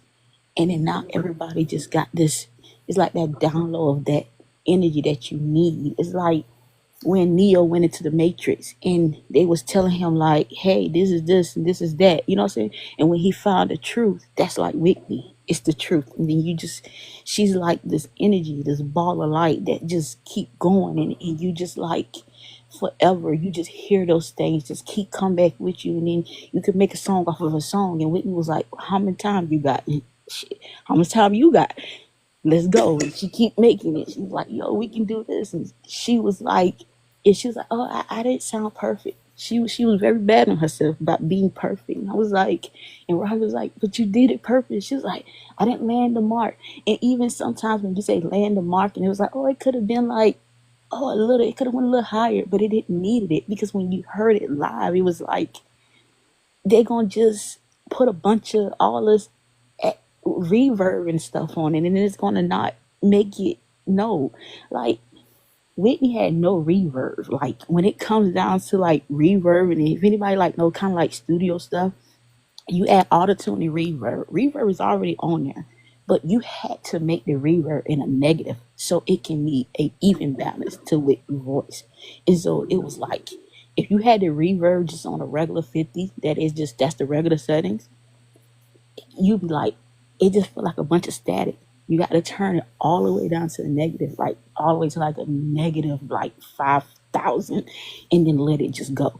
And then you hear her voice so crispy. Like right now, I can go take something, take all the reverb off it, take the autotune and all these things off, and you'll hear, like, you think it's crystal now. I can take it all off, and then you hear like the crystalness of it, and you like, I have not heard this before. Where it's like you just can just you will cry. Girl, Like, how many songs you got in the vault? How many unreleased songs you got in the vault?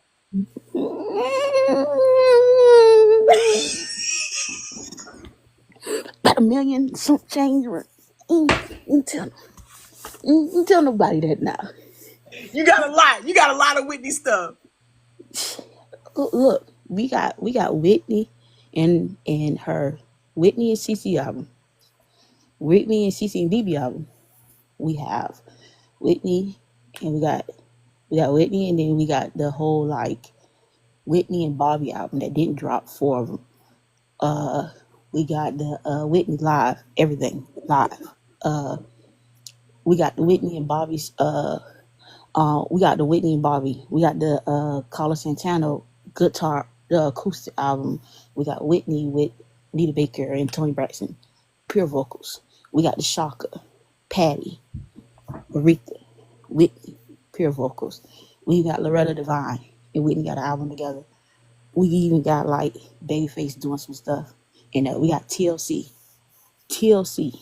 T-Balls, Left Eye and Chili, Whitney. We got that, some Usher. We got that in New Edition. We got, I can go on for days, Prince, Angie Stone, that albums, 4 days. Her and Michael, her and Janet, for days. Just albums. Michael Jackson? The Michael Jackson. You know, he used to call her and be like I told people they work with his work voice. Hey, hey, Michael be like, Whitney, I need you to come down here and do an album with me. Come on, baby. She like, where you at? He like, I'm in Atlanta. Boom. You got that. We got Whitney and Aaliyah together. You got Whitney sitting up there in Tank, and you got Whitney. We got a Whitney and Monica have 7 albums together. Never dropped. We got Whitney and Missy. We have all of that. Whitney and Lauryn Hill. I got stacks and stacks and stacks of thousands. Bobby, go get the keys. We going to Suave's house right now. Go get the keys. Hey, Suave, didn't she do an all gospel album right after either right after or right before The Bodyguard? Didn't she do a? She did. No, Whitney in total like have 100 gospel albums. So That's what I thought. before, Yeah, after, she got with the Georgia Mass Choir. She got one with Dottie's People. She got one with the Mississippi Choir. She got one with Kurt Franklin Family. She got one with just Tamala Man. She got one with everybody. Like Whitney went through the whole everybody. You gospel album. We didn't spare no time, baby. We getting these out. We pushing them. And the but process that you said of how she came up with the music sounds exactly like Michael Jackson, because he couldn't play instruments. So how it sounded in his head, that's how he would articulate it to the producer, somebody like you. So think about this, right? So you got Michael Jackson, right? And so you sitting up here and he like, I got this into my head, and let me tell you. And then you call Sheila E, and then she got Don't Stop Till You Get Enough, and then you come back, and then you got Mike with Chicago, right? And Yep. he's talking about. I say, Mike, that's just a snare drum. Hold on, boom, boom, boom, boom, boom. She know what she did. That's all he does. And then the unreleased one that nobody know is him and Whitney going back and forth, and she's like, well, you said I had a family, but you ain't told me about your girl. And it's them going back and forth, and it's like a 10-minute song that is just sitting up there. And if you could just sit down and listen to it, it's just like one of those things that you could be like, no, girl, you did what? He said what? She was like, oh, well, when you was out there with that girl, saying Liberia girl, what about me? I was here. and they going back and forth, but it was just like friendly competition. And like Oh you my want to think goodness. like, But I'm just saying, is it going to die in the vault? Are we ever going to get to hear it? I don't want it to die in the vault, right? But I don't want it to release it, and it is going to get to the people who I don't want it to get to, like a stinking ass brother and his wife. It's like I'd rather have an intimate studio day, and then just let everybody hear those like hits. Like I want to drop them. I want to reach out to, I want to reach out and I want to ask Jennifer Lewis for them to drop the album. I want that to be released, but in due timing. You know what I'm saying? And I can't make nobody release nothing that they don't want to. And I want the new Whitney records to all come up and say Whitney name and not just they talking about, oh, a voice or Whitney didn't wrote that with these churches. Whitney didn't wrote that. That's a damn lie. Whitney wrote a lot of stuff. I'm like, just the things that her mama sold off her notebooks past, that she wrote songs for days. That's why it made Prince so upset, because he was like, he brought them just to keep them stacked. So he was like, no one would have these songs. And then they was just like, what his sister did, the same thing her mom did. They coincide that stuff together and just try to get rid of these things. There's so many things. It's just like, trust me, we would sit down there and I would do like a secret. We could have a secret music meeting. Yeah, that's what Bobby said.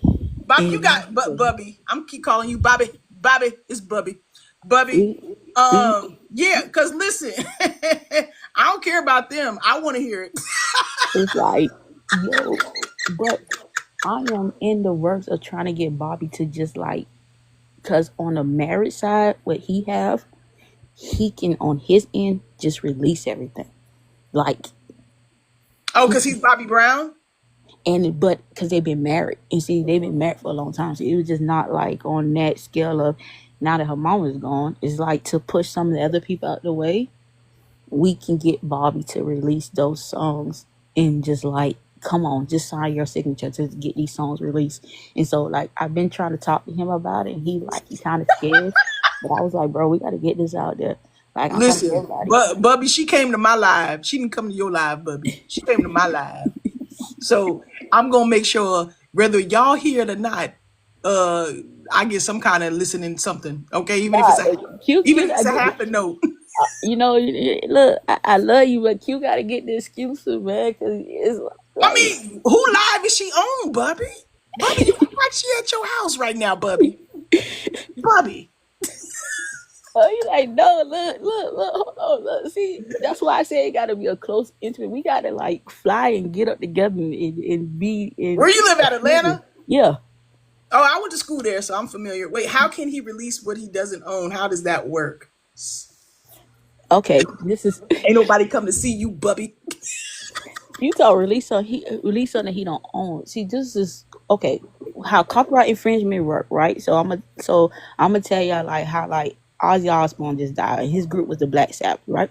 But him and Sharon been married so long together. Once you pass that 10 years, in certain places have common law marriage. So when Whitney got married in her house in Jersey, this is the biggest thing that people don't understand, and she did it for a reason, because this is what they got married there, because she knew after all this time, if anything would happen, Bobby can release these songs, and then Robin has the right too. So if they can come together, they can release some songs. And that's what Robin was trying to do when she dropped her book. But Bobby was like, I didn't want to do it. But he should have just, it's not really Bobby, it's the wife, because she's kind of jealous. But it's like, bro, that man loved that woman. So you knew coming in here what you was getting into. And I'm sorry, she's Whitney Houston. Right. Come on. Be like, you like, come on. Like, it's like that thing. So it's like, if we can and get Bobby ain't never been loved like Whitney loved him and took care of him. Hell nah, man, trust me. Not even by his parents.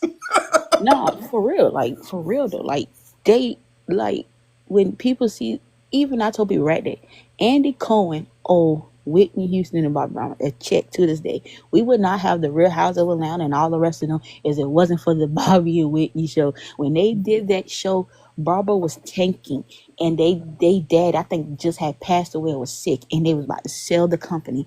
And then Bobby Brown came back out with the album with Ja Rule, and Ja Rule was like, "Yo, the OG shouldn't be suffering." And they was like, and Whitney was come back out with an album. She was like, "Yo, I want this album." They been through this album, so they were about to drop it, and so they was like, "Let's do it. We had the kids, and we're gonna go this and do that together."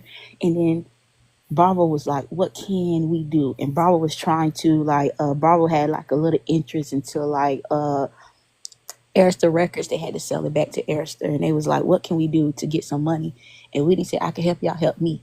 I'm trying to get 2 masters. Y'all do this show." They predicted the show to only make $1 million. It made Barbara $800 billion to make them back a company and to build. And so that's where we have these shows now. And so it even helped Viacom even be able to come back with MTV, and then we got the BET and all of them come back in the rollout. So these new reality TV shows. But Bobby and Whitney laid the footprints and did that. And that's how he's able to get these albums that they did together, and whatever people got can drop is because he have on copyright. When you copyright your stuff, right, they say you don't own it, you own it, your family own it to 75 years.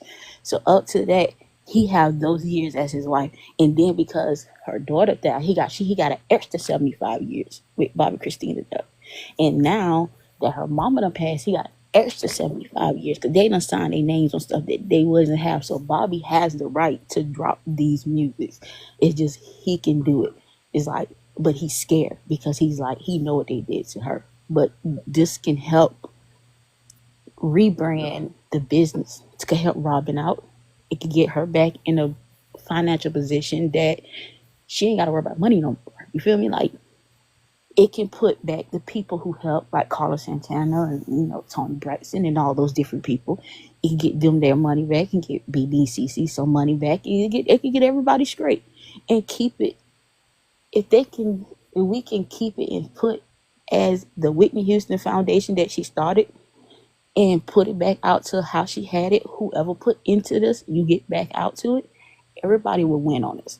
When I say the black excellence that everybody keep talking about, we will win if Bobby do this. I mean, but it sounds like a lot of moving parts. I mean, I feel like in the interview that Bobby did with Shannon Sharp, he couldn't even say Whitney's name. So why would we think that he could deliver all that beautiful music you got? Well, it's because he's scared. Because he's scared because it's like this. You took my wife, you took my daughter, then you took my son. People didn't even know that in between the mix of when things didn't even look shaky, they done broke up and got back together. And then they done lost 4 kids altogether. And only one made it, and then now she's gone. So that's 5. So it's like he have it to do it, but you scared because the everything that you love and the next thing you love, every time you're trying to do something, it's been taken from you. So it's like, that's what I'm saying. So it just seems like so impossible because of all the reasons that you just listed. yeah, but if we could get like people like you and us that's like Me? but what I'm saying is you a vessel that you could be able to say like, I'm no harm to you. I want this to be out clearly just for the soul of it's being out to help everyone else. Yeah. So it's not like you don't have no badness coming. You only have positive. You want this to be out. Yes, he is her. And then on top of that, Donna Summers is his cousin, and he owned her stuff too. So that's just like, what? I didn't know that. Yeah, Donna Summers and Bobby Brown is the first cousins. So What? you got that. And this is the crazy part. The girl that played on My Wife and Kids, that played Junior wife, that's Donna Summers' daughter. So she's been like, I want to get this music out. Like, she has so much of trying to get like my mom, my auntie, all this music stuff out, but it's just like getting together and everybody getting in the room. I knew it was. Listen, I knew. Ain't no way you got an artist of that caliber and there's not unreleased bunches of music places. It's just not possible. Because you're just Now, gonna be in the studio, you're gonna be singing, you're gonna be coming up with stuff. Because if you sing all day, all night, and there's gonna be so much stuff that you never, say, oh, we're gonna release that. Oh, we'll just shelve that. Like I just knew because it's just They said 48 she years. lived in the studio. She she, lived in the studio. man, let me tell you, you would think Whitney would have a pillow, a blanket, and would lay in there and be in the studio. She would hook the mic up. She'd be like, wait, I would like the mic go in here when I talk to you in the studio. She was like, yeah. She said, how can we end? I was like, hold on, let me interrupt this. She had it. She'd just be singing on that mic, and she'd be like, I'm recording. Okay, I'm recording. Yes, and she'd just be singing and writing and doing this and let this person come in town. Oh, you could do this. You singing. Whitney had everybody in there. Kelly Price was sitting on there. When Kelly Price didn't get on there, Whitney was like, come down here. Come to the line. I got you. It's even got Kelly Price and Whitney Houston just songs for days that just drop them. But Kelly's a whole nother new one, and I can't deal with her. But it's like, let's do it. Let's just, We all saw R&B divas. Don't worry. yeah. Yeah. It's like, no, because Whitney, it's not even about her even singing. She's giving voice lessons too. She was like, look, you see right here, you coming dry. You're not singing from your diaphragm. Stand up. Do it when you laying down. Know how to do when you sitting down. Get these things up. Do this. Okay. So she was like, what in your tea? She was like, oh, she was like, no, you are not supposed to be having no halls. No, you're supposed to get the halls that don't have no menthols in it. Menthols tear up your voice. No, she would tell you what to have. She's like, have your black tea, have your this tea. You got to heal this. Vocal rest. Even, this is what I told people. The one thing that Mary didn't listen to, that Tina listened to, but Erica didn't, Whitney told them, y'all got it. Well, know when to get your vocal rest. Don't go out here 7, 8 months pregnant and start singing, because either you gonna sit there and have that baby, or you gonna sit there and lose your voice. So which one you want to do? So when Tina sit back out and Erica went to sing and then she had to go have surgery and they want to cry about it, no, because these people, the one that tried to say, she tell you these things. You got to reserve the voice that's been given to you, and you got to do your stuff. It is so when I tell you, it's so many. Like, the vote is big. I mean, the vote is. It's a vote for another vote for another vote. That is so many stuff that can drop out now. But if it's not going to go to the right people, I'd rather just let it sit there. I'd rather just let it be an intimate space and have the people who going to love it, burn it, y'all only have it. Like, let's do that. Let's hear it. Because it's like, you have to go and understand when you have a vocal coach, someone who can sing their ass off. Mariah's sitting up there. Let me tell y'all this first story, because I'm not gonna hurt you. When they were singing together, and then Mariah went and hit that high note, and and it was like, go, and Whitney did it, and Mariah said, "Damn, you blew my eardrum," and she was bleeding from her ear, and she was just like, "That's how." And Whitney didn't mean to do it. She just like, it was like they both had a turn. Mariah went first, and Whitney went second. Bubby, But I don't care about you in my bonnet, boy. Go ahead. I'm sorry. and so Dr. Dare, Whitney paid to get her ear done. She was like, yo, she said, I'm sorry. She was like, I don't care. She was like, did you not hear that? It was crystal clear. Like, that's what I told people. You couldn't be in the magnitude, like, even her and Bobby used to record. Bobby, like, we want the biggest studio and have Whitney wait over there, and I'm over here because he's like, she's not gonna be busting out my ear. She ain't about to bust. She ain't make but. So that's the reason they was like this. That's Yeah, why they was in separate rooms when they did the Just Whitney. They was in yeah. different rooms. That's why He, they was, damn.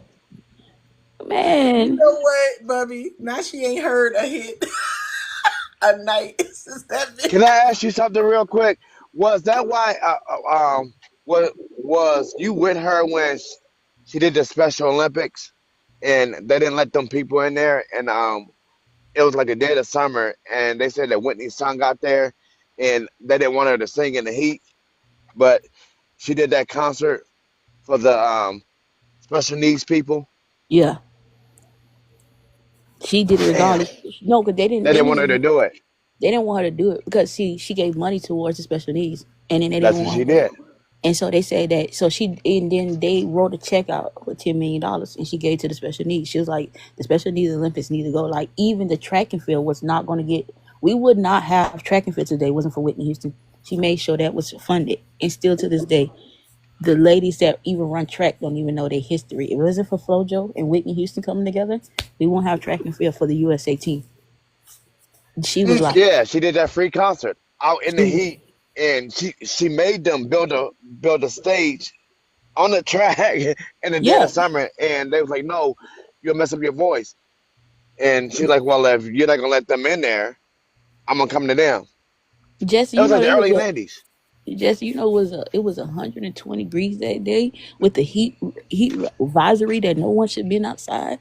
If Whitney did not ask and request and made them build that, everybody would have died out there, and she knew it. And she was like, "I am not doing this until y'all help these people out." And she wasn't gonna do nothing until she helped them out, and she did that. And they was like, "You're not gonna take no money?" She was like, "No, my work is done." Anybody that didn't have a limb or anything, we made sure they got a body part so they could be able to go and live their regular life. She made sure that everybody that was there, if you was a special needs person that was she needed something, Whitney pay your doctor bills. If you was a family that had a special needs person, she helped everybody out. She did that. She did not care. and they didn't want her to touch them, but she hugged them and everything. Yep. Like, yeah, yeah. She said they And are human. She was like, I am not gonna go here and not give these people some love because they can see me. Because she said I can be like that. She said because what if I? And then Whitney told them, and they was like, oh, don't say that. She was Whitney's like, if I was down, every one of them would come and take care of me. So why would I not take care of them? And that is true because it's people. I'm telling you, she made sure everybody had bottles of water. She was like, no, it wasn't. She was like, they was like, oh, we're gonna give you sparkling water. She was like, no, if I'm have sparkling water, everybody gonna have sparkling water. If everybody got to drink purified water, I'm drinking purified water. She did not play that. She not gonna get nothing, and everybody else gonna get something else. She like, nah, she handed out to everybody. Like, what you need, a fan? Those big old fans that was set up there, that was not really supposed to be there. Whitney made sure they was there. She was like air conditioned. They had the air conditioned units that was sitting out there on that for everybody to be able to go. She set that whole thing up and took no money from that. She was like, I don't want no money. I want to make sure. She made sure to everybody, from the workers to the disabled people to the disabled family that have. She was like, I'm helping out. Everybody got something. What you need? You need a house? It was people like, I don't want it. People turn away money. She was like, no, no, no, no, no. What do you need? She was like, well, we need a ramp to go this. She's like, do you even own the house? No, we rent. We're going to buy your house. We're going to buy it. We're going to get the ramp on there. We're going to get this done. And then we're going to help this person out. Whitney did it. And it was lined up. And what I loved about Robin and then Bobby, because they both understood the assignment. And they both was like, who do we need to call? She was like, Bobby, don't you know so and so that can do? He was like, yeah, boom, call him. Robin, don't you know this person got the permits on this where you stay at? Okay, you got the permits in this state? Okay, call that person up. Boom, boom, boom. It was done. No questions. She did that. She didn't care. She was like, nah, let's do this. Let's do this. And they didn't like it. Even when the studios was getting broken down and we didn't go fix that up. She was like, who broke the door? I fix it, whatever. Come out my check. A door was there. And it's like a door could have been broken at 8 o'clock that morning. Whitney would come in there and see it at 2 p.m. By 2:10, it was fixed. Like, nobody couldn't get a door fixed. Like, and they want to say she a diva. Diva where? She earned her stripes to be a diva. Like, she fixed something that y'all could have fixed. She fixed that less than 20 minutes. Y'all could have did that all day. She did it, but they know they was waiting on because they like, why pay for it when I know Whitney gonna pay for it? That's just how everybody attitude kind of was like. So it's like, no. Suave, all of this info, what made you want to share? My God, we feel like we have to protect you now. Because of you. Me? What did I do? Okay. Let me tell you. I'm going back. Studio Q came out, right? And so then the greats was going to Studio Q. So I seen you start popping up, and I missed you at an event, and it was Cheryl Underwood was there, Adele Givens was, it was like Loretta Devine, it was Jennifer Lewis, it was me, but I miss you because you got them. So I was like, okay, I'm really nobody. Like, I'm really the backseat person, so I don't care. Like, so I was like, okay, miss you. So I was like, I'm gonna get her again. And so then I was like, I lost your thing, and I was like, what is the girl name? And I was like, the brown skin girl, she was talking to me. It was like, Q. I was like, yeah, give me the information. I was supposed to get it. I lost it. I was like, fuck. And then I was like, and I see you part of, I was like, yo, and then me and you had like a brief just interaction. I was like, hey, how you doing? I said, we're gonna talk, and I want to sit down and talk to you. And you was like, okay, and you had to go because they had like this media. I think you had to go because you was just like, they was kind of like pushing the media out the way. And I was like, yo, when I see her again, we gonna talk because she's the only one I'm gonna sit down and just tell everything that what everybody else did, and then fill in the blanks that what everybody didn't know. So because it would just make sense that when it comes out, it would be like, boom. You the nigga that was behind the scene that everybody didn't know that they keep cutting you out. And I'm like, yeah, but you know what? I'd rather be the one to be behind the scenes because I want the truth to come out, like I said. And I want to get Robin on and be like, yo, give her flowers because she did it. And I'm glad that when people give her flowers, they look at it. It's like, yo, I try to, when I just meet these lives, I be telling people like, y'all don't be knowing, so y'all wanna hear bull crap that people be hating. But when you tell the facts, you the only one from the time that you did have I known you from your media company, only wanted the facts, knew the facts, and told the facts. You wasn't with the gossip and the boss. You was like, no, what's the facts? I want to know the facts. What happened? And I'm a fan. I just want to know what's going on. I want to put the truth out because everybody print out the fakes. And that's what I loved about you. You was never was the one trying to seek the attention and all of that. When you was there with your media company, it was like, hey, tell your story.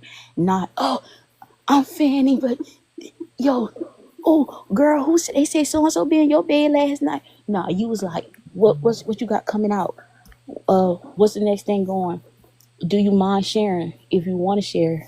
You was that person just being, hey, as a fan that supports you, I just want to let the fans know that, hey, we got something coming out. We just want to support. And when can we support? Not like, oh, I want to know all the, you was never that. You're not a messy person. I told people that forever. I say, I was defending you down in comments, and he was like, "Oh, who's this girl in studio?" I was like, "That woman is the one why I even got real media, the one that keeps it for the fans that know that we have real fans that's out here. Because it wasn't for her, you won't have the great sitting telling you these stories because she is coming here saying like, hey." I want to meet you and I want to know your story. Not just saying like just to know your business. What just a genuine person just hearing this media just want to know the facts from facts to facts. And that's what always been your story. And that's just been your energy. From afar, I have seen you. We shook hands and I tell you, your energy been nothing but love. It's been nothing but just pure energy of, I want the truth to be out. I'm not sitting up here. Yes, I'm a fan, but let us know what the truth is. And that's you. And I'm telling you, right, like, hear it first. We're going to have a Studio Q and a Suavay. We're going to do this interview first live. Okay. We're going to do this. We're going to set up some time. We're going to put some time together. And we're going to sit down there and we're going to have that live interview. And you're going to get everything. And then I'm just going to lay it down and be like, you know what? I'm laying law. And then when I lay law out, and if it whatever comes with the backlash, I don't give a fuck. You going to have it because this truth need to be told. And I'd rather give it to you than somebody else who's going to be messy with it. Because people like to twist the words. No, lay the facts out. Just like I told people. Everybody wants like, just like I just was in a live like 2 weeks ago, and I told them about Barbara Walters and Whitney Houston thing, and it was like, oh, I said because she was trying to shade her. I said Whitney was telling her, I'm not trying to diss a Diana Ross, and I'm not trying to diss them, but the person that I grow is the people in the church, my mama. Yes, those are the people that I know of. I'm gonna tell you. But yes, we all take a little inspiration from everybody else, and then they try to put it a pin. And I'm like, no, I'm not a fan of Diana Ross. Because what she do? always pinning fucking black people together, and they'll be like, I'm the greatest. No, you're not the greatest. You're not the best vocalist. You're not nothing. I done heard you. No. No. I tell ya, even though people want to say what they say with Mariah Carey and she have lost her voice, and people don't know Tommy has cut her throat and that's why she lost her voice. It's not because it's some music thing. At the end of the day, is Whitney Houston and Mariah Carey can do circles around Diana Ross. She can't sing that good. Her only outcome was to sleep with the man who owned Motown. That was it. Don't let that be your story. Just laying on your back. Be your story. Whitney can out sing. She can out rap. She can out produce. She can out teach anybody. And I'm not just trying to like just because I work with her. She can do it. And when you be around the greats, when you got Michael Jackson and you got Prince telling like, I'm trying to get like Whitney, or I need to get in the studio with Whitney, because Whitney was it. No, I'm not taking that. I'm not taking that Diana as a legend, but she can't outsing Whitney Houston. And I've been in the studio with both of them. She cannot sing that good. Y'all hearing that reverb? Let me tell you some stuff. Let me take the auto tune off. That's There. what I need in my karaoke. I need reverb. Let me give me some reverb. Man, they hear the auto tune stuff and they be like, "Oh, that's the best thing ever." You take auto tune off Beyonce right now, and you see. Do you hear some clear vocals? No, ma'am. Take the auto tune off. I'm telling you. She can sing. Jay, I'm not saying she can't sing. But holding a note and you can go. Keep talking, Suave. I'm going to the restroom. Keep talking. Look, we didn't turn it to late night. I didn't turn all the lights. Keep talking. But it's like, and I say, it's no diss to nobody. It's just the point of fact of you got to have someone that knows how to do everything. And when you are still, as a student, you still got to be a student when you're the teacher too. Donna get in her way that she don't want to be the student at times. You got to be the student and the teacher. You got to be both. Because you got to learn from the game too. Everything gonna keep advancing. I don't know everything. Somebody can teach me something too. But I also gotta want to learn too. You can't just be on your high horse about everything. That's not it.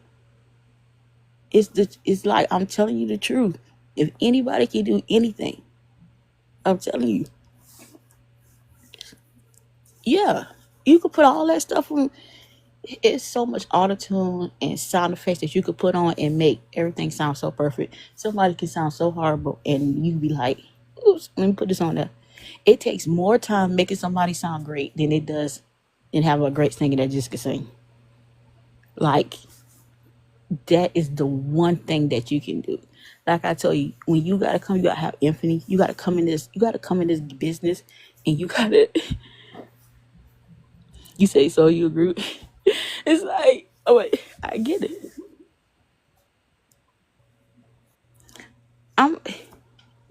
It's not Jesse, did you say something? I'm sorry. I Okay. was on mute, but I was listening to you. But I was thinking about something though that you said about the fact that Whitney could, right? But do you think that that's the reason why they had her sign that last contract was to like keep her in debt?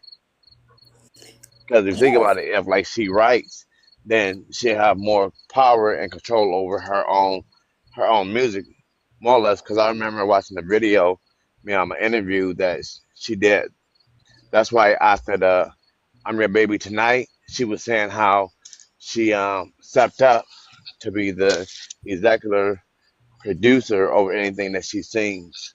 So She after Clive signed Davis left, do you she think that's the signed reason why she she signed that signed a new lot of contract? deals plus her family. It was mostly it's like okay, so let's put it like this. You the number one person out here, right? You done made billions in dollars. And then these companies keep going into debt. And you like, hold on. Besides my check. Like Whitney, people think that Whitney's a paper person. So from every coffee to every water, any food she got, she keep up with these things. And she's like, okay, this only add up to this. Where the rest of the money at? Her family used to just waste. Her brother used to go to the club and waste money and just do it. And he blamed his addiction on Whitney, and it was him who had the addiction. And her always paying the bookies and all this to get these out of. And then Clive got into some mob deal stuff that she had to go get him out. Is keep getting everybody out of things. Ain't nothing to do with it. Her dad, yeah, her daddy, all of them, like getting everybody out of stuff and helping everybody. But then no one wanted to put it back in there. Like I said, when you keep filling everybody else's cups up, your cup get empty. Who gonna pull back in your cup? Nobody poured back in her cup. And everybody who was pouring back in her cup, she was like, y'all help me get this. Y'all help me do this. Let's do this together. So the few people that's here that was pouring in her cup is the only one who truly got her back. She did that. Man, Wendy Williams asked, she was a hater, bruh. She was mad that Whitney cussed her out because Whitney told her, you ain't success nothing in life. Talking shit on the radio. That was it, yo. Let me screenshot that, Bubby, because somebody said it earlier too. Come on. Yo, Do you think Clive Davis was forced out of the closet? It's not forced. He had to. That's what I thought because after he left Arista and he came, well, years later after he had finally wrote the book, allegedly, I'm gonna say allegedly, Q, he he admitted to having had an affair with someone that was in the industry. Clive's like little So, boys too, so you know. oh, okay, guys, oh what? yeah, um, but he was forced out of Arista, right? Oh That yeah. wasn't his own doing, Oh yeah. and he couldn't take Whitney with him, correct? Yeah. Oh, the mall came for him. Yeah, he was so in debt with the Italian mall. Man, it is not even funny. Like, oh, they was like, yo, bro, Whitney done paid us too many times. And if anybody know how that connection is from New York to Jersey, just like the mob getting stuff in and out, like Whitney was paying the mob for him. They was like, no more of a Whitney Houston check. We kicking you out of this. Because even the mafia in the music industry, correct? Like they did, like nobody wanted any dealings with Clive Davis. Nah, Like nobody wanted to touch him based off because he hinted to it in the movie, but he didn't go into for detail. It's something that happened with a a male singer. Tevin. Okay, because they hinted to it if you knew what to look for, but he wouldn't go into detail about it. But he said that it was a man. That's why he had to come out as being quote unquote bisexual, which is the same thing as homosexual to me. Um, I'm part of the community. I said uh, that's just one train ride away from the full station. But yeah, To the fourth station. Yes, you my boy. No, but yeah, they did. He did Tevin so bad, and that boy just wanted to sing. That's it. He, I don't even want to tell his story. I would let him tell his story. Don't let. I don't know. Jesse think he a co-host. Don't worry about it. Don't. No, no, no, I'm no. sorry, He but was you know I love me some Studio Q. Listen. But but no, but he This is. was I I good. think this study is the this stuff. I longest. I study think it this is though. the I longest study it. time. I think this is the longest time I've been on live. I didn't got ready for bed 12 times. Lord have mercy. Y'all see Send me me in some of my them bonnet. gold strips and stuff, cause I'm I'm trying to sorry. pay my sexy back too. Send me some of them gold strips and stuff. You know, I'm trying to look all cute, all queued up too. Man, Listen, I'm, I started off on this live looking very respectable. Did I Send me not? some. I had on earrings. I had a necklace on. You know, my braids. I had a little scarf on my head, purple. You know what I'm saying? Now look at me. How many He said, hours? please. I came here at what 8:30? No, I, close to 9. I ain't Oh gonna Lord. make no ice cream though, cause they can make folks hate you and stuff. I ain't gonna make no your ice cream, but send me some of them gold strips. I'm trying I'm to gonna look have to put pretty some too. more. Lord, I look pretty I did not too. expect Suave to come with the True Hollywood story in the midnight hour. Man, You I'm sorry to hold you up for 3 hours. no, you We didn't listen. appreciate it You see, like we was all eating popcorn like we was watching a crime series. You because know? we sitting here. We all in for it. Yes. Man, I'm We are telling here you, for it. Yes. Thank you. Let me move to Happy the lazy birthday, boy from Nippy. the But the Happy nineties. part that birthday, was so Nippy. funny about it is that I told you, Q. I told you her family was her handlers Yeah, you from the did. gate. Right? You're not lying. And then it's just the hate. Like, why? Like, why? She was giving y'all bread. It's not like they wasn't eating.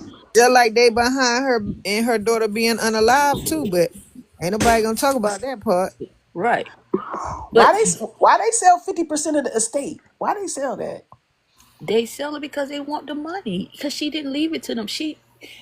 When this is what everybody failed to realize. Like, not only that she's singing, she's performing, she's going to school. So she's getting all this stuff and learning these things. So she's like, I'm not leaving this to you. You done got your part. I'm giving you your part now. I'm leaving this to my kids. I'm leaving this to my legacy. I'm leaving it to the people I know who gonna do right about it. So it's like, oh She no. had Let she me tell had you it set something. up like Elvis's, right? She had her say set up like Elvis Presley's, where her daughter got a certain percentage at 25, and then a certain percentage later, right? That's Yeah, like like so Elvis did it. Lisa Marie. she gave the rents that she automatically inherits it anyway. So that's the Yeah, automatic, right? And so just to put it on paper, she was like, I'm already give her 25 now. She get 25 later. Bobby are on his half percent, but if they gonna break it down, because it's like it's really funny and everything. So it's like a 200%, right? So Bobby Christina technically own like 100%, right? And then Bobby got that 50%, and Whitney had the other 50%. Out of Whitney 50%, she gave her brother 10%, and she gave her mama 10%. So she's like, that's it. That's y'all. Y'all don't have nothing else. And so when it went down to it, they try to say that Bobby Christina was crazy so they can get that 100%, and they know that she got that years of copyright because who her parents are. And so they sold it, so even Bobby lost out of stuff too. So he lost out the Jersey, the Atlanta stuff, so all those things he lost too. So it's not just like they took money from everybody. So even like records that I done lost out on that. Like I can't even get royalties to this day because they was like, yo, Chrissy took this and sold that. Like she took it from everybody. Carlos Santana, Lawrence here, like all of them. Nobody can get nothing. Like trust me, they didn't do it. Dang. what's the reason? So Tweet, the singer Tweet, right, Yeah. came out like a month or so, like a couple months ago or whatever, right? So she has I think it's called Summertime or something, Summer something, Hmm. and she says that it's a duet with Whitney Houston, Right. and she says that she can't release it until like who has to approve it? Is it Only person the that state? it would have to be the part of the state to which side is on, and then Bobby Brown. But like I said, he too scared because of look all the people they done took. So when she He don't want no parts. because I Well, mean, tweet said they sent her a cease and desist, like to take that stuff down so quick. oh yeah, That's Whitney what it was was, she wasn't was it? in Yeah. Atlanta. She came to Atlanta and did her songs and stuff, and then she did the one with Whitney on the back. They made jump off the porch, take that thing down so fast. They had a lot. They still got to pay them people back, and they ain't even what I think it made like 100K views on her. YouTube is still taking their money to this day. Like they don't have Wow. nothing. Dang. I remember her saying that. She said they took it off. They took that thing down so quick. She's like the Whitney's people. Right.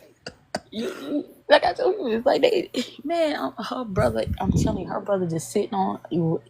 You could consider her brother could be sitting online and just be like, this is why I don't even say shit in people's lives. And I just be like, okay, y'all know the truth. Because he'll go and sit down. If you go if I go put the song that I got Whitney Houston, he gonna be like, give me 100% of it. You wasn't even here, dude. And if it ain't that, you gonna hold the record. They gonna be like, that's her living brother and did this.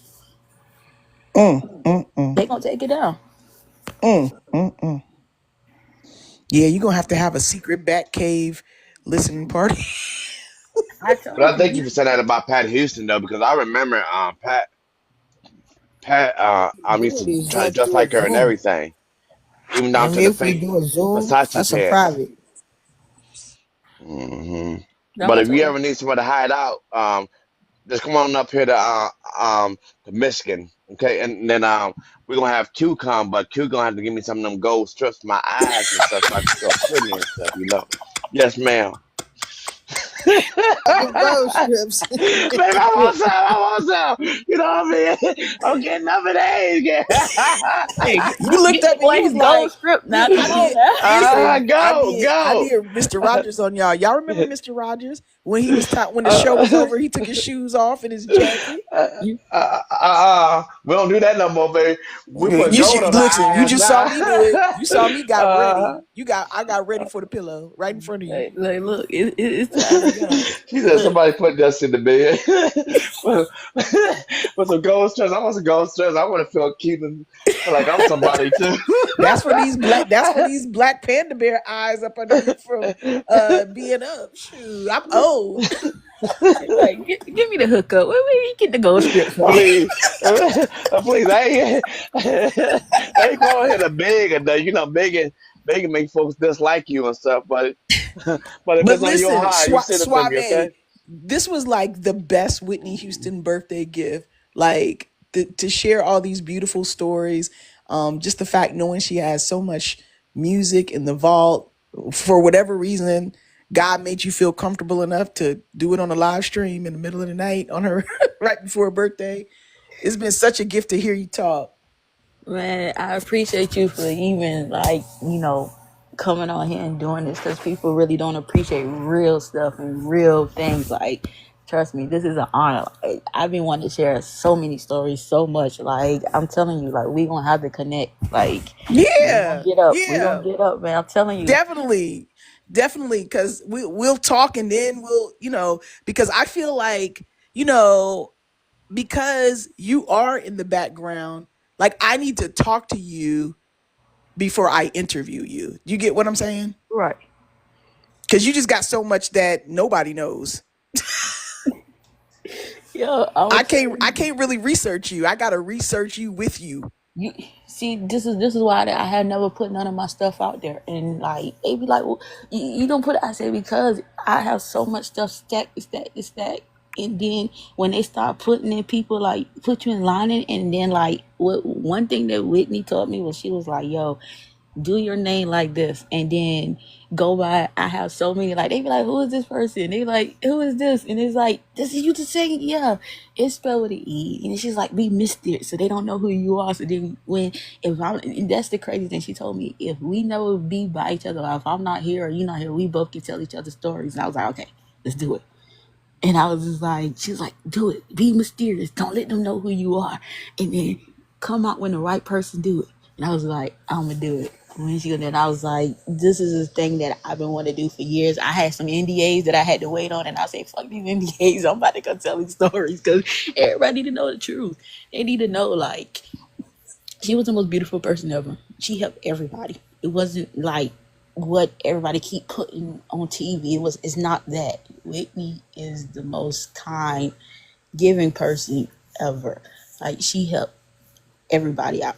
If she feels somebody's gonna snake somebody, she be like, not clock that. You know the girl from one of the young ladies from the group Sunday. She did a video and she was like, Whitney did not like Brandy. All that was for show. She wanted us to beat up Brandy.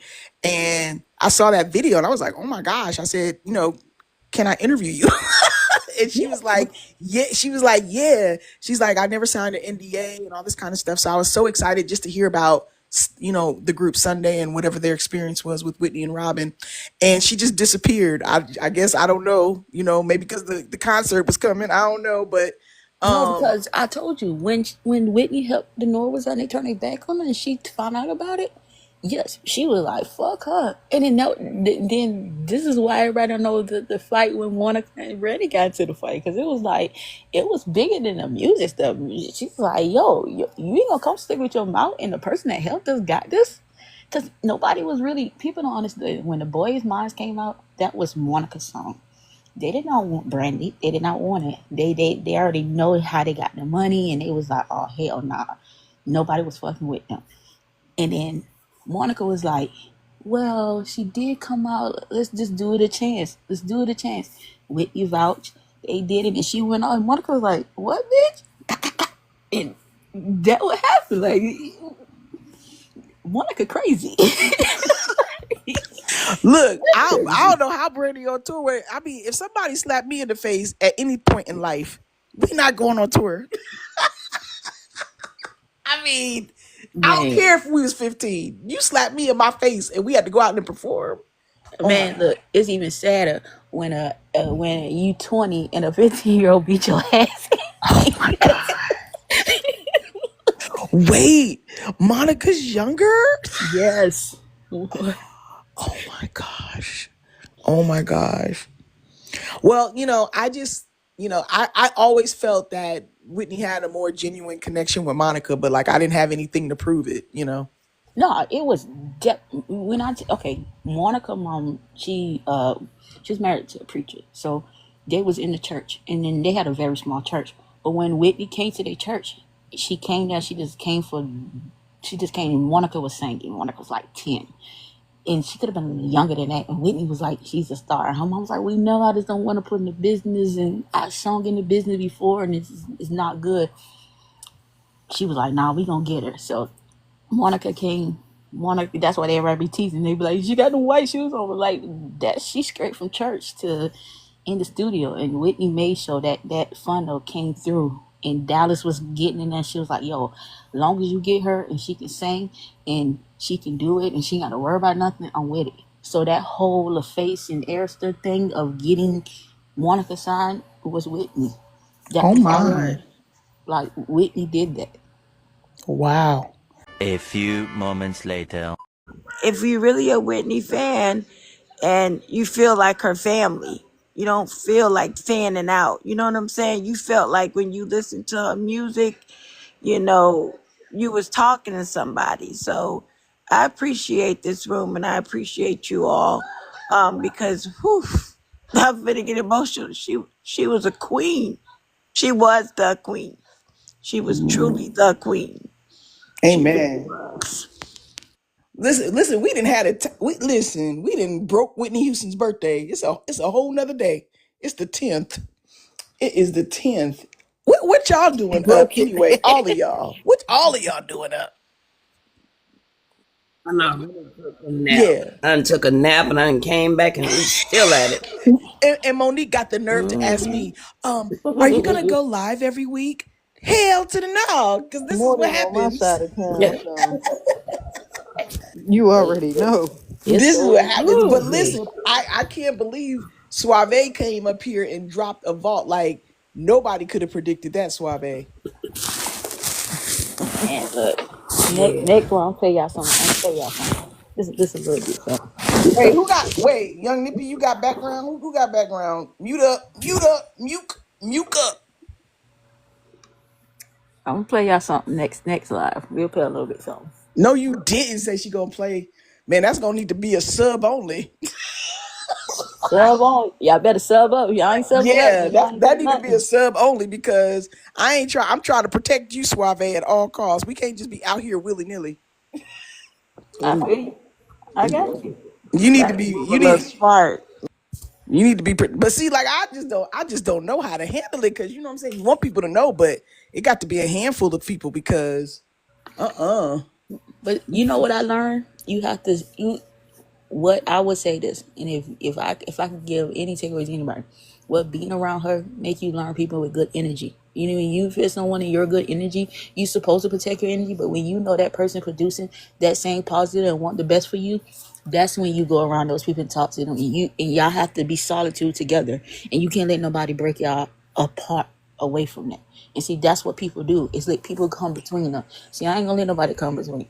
Like I already told her, I already manifested. And I said, look, next time I see her, we gonna talk, and it happened. And so that's what we're gonna do. And then we got the crew of people, and we know who we are, and we just gonna lock in, and that's Yeah, it. yeah. So listen, I said too, if you I was ain't gonna on let this nobody if you was come. on this live, if you was on this live, I guess you locked in. Okay. Yeah, that's what I said too. I want to be locked in like them gold strips up on the Q's eyes tonight, Lord. Some. Why you keep talking about them gold strips? I know. I'm gonna pray on Let the my strips Lord. I'm go. gonna pray on the Let my Lord. That strips man go. Give said I me. would be locked in like them gold strips. No. He ain't gonna let it go. He holding on for dear life to my strips. They've been in the He sure trash. is. Still talking about them. He sure is still talking about him. You I got you mean, got Jesus. I'm trying to feel golden too, Lord. Rain down on me, Lord. Even me, Lord. Even me. Oh God, TikTok shop. They on the TikTok shop, sir. so we know Jesse we're gonna be the front man and telling everybody about the gold strip. So this Yes, I yes. am. No, look, it's I gonna be sponsored. am. It's gonna be sponsored by the gold strips. The way he talking. I'm gonna be like Whitney with Mary J. Blige on that. Rain down on me, Lord. On Uh-uh. me. Listen, Me, Lord. we need to have Jesse on mute. Jesse was y'all know y'all saw I how he was was, living. girl. I done drove from home to this gym. Think about them gold strips. You know what? I'm gonna get you some for And if I Christmas. can't get them, I'm gonna get you some for Christmas. please do. Please, Lord, please. See, we done went into delirium, okay? Jesse then went outside with the crickets. He interrupted every 5 minutes. I gotta mute him. I don't walk to the river. I don't walk back home. I don't go to the gym. Lord, this thing is getting good, Lord. But it was Suave who came with the listen, Yeah, the Suave dropped them unreleased gems. for real.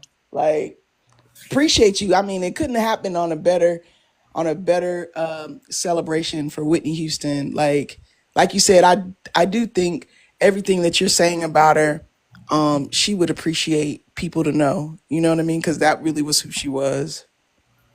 I appreciate it, man. Like I said, I wouldn't want to be the look. You know what I'm saying? When you pray for something, you get it. It like, look, I literally came on here and say I want to see one to two maybe people, and I seen my two people, and that was you. Like I one dude, he's a DJ. He normally plays her stuff around this time, and he was on for like a little bit, and he went off, and I was about to get off, and you popped up, and I was like, you know what, it was time. Let's go ahead. Let me just end the night of birthday. Let me tell y'all something so y'all can know like the truth. So y'all can know like if it was here, she was still here.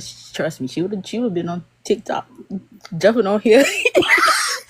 Yeah, and tell him about this, Suave. Tell him about this. Yeah, I told you. Remember when I said I did it? Yeah. So how many times did you get to be in her presence?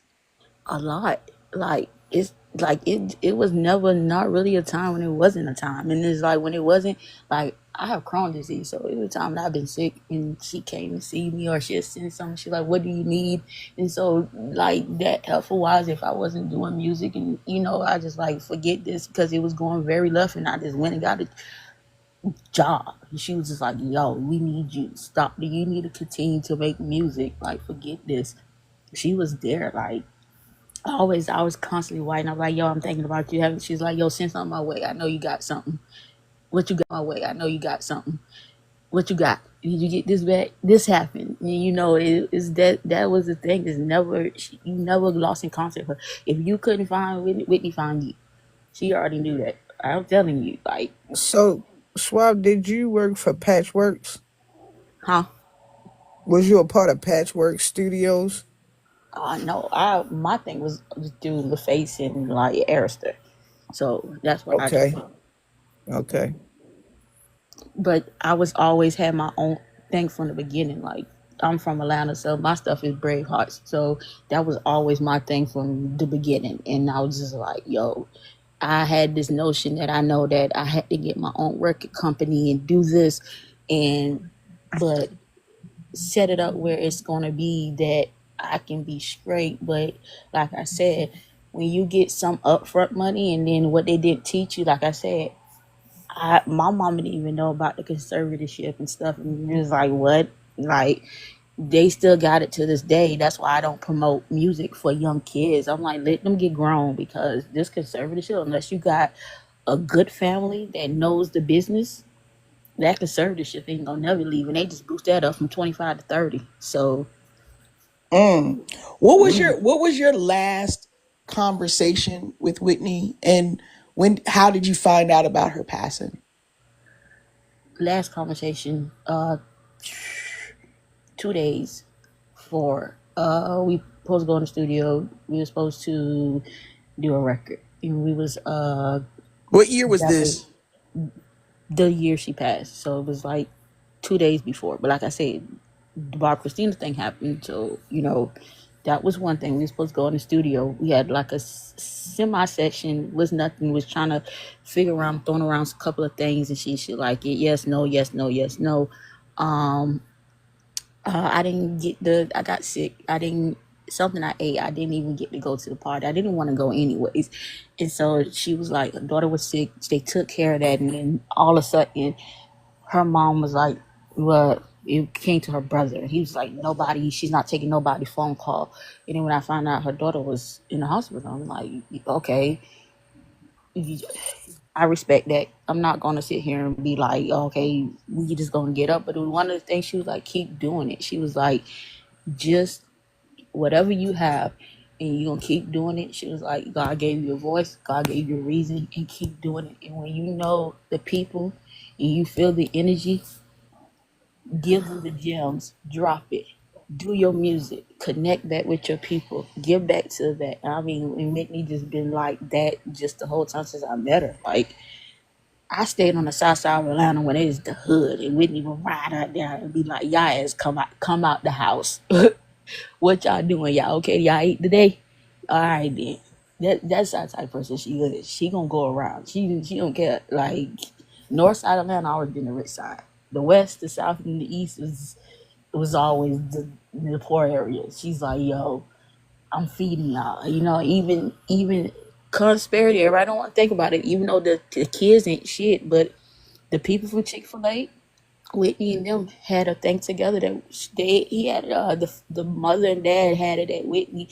They took care of foster kids and they fed all the kids every day. We got free Chick-fil-A biscuits and lunch and you go there when you was in school and it didn't matter. You didn't have a job, they offered you a job and you got paid. That was funded with Whitney and them. They did that together.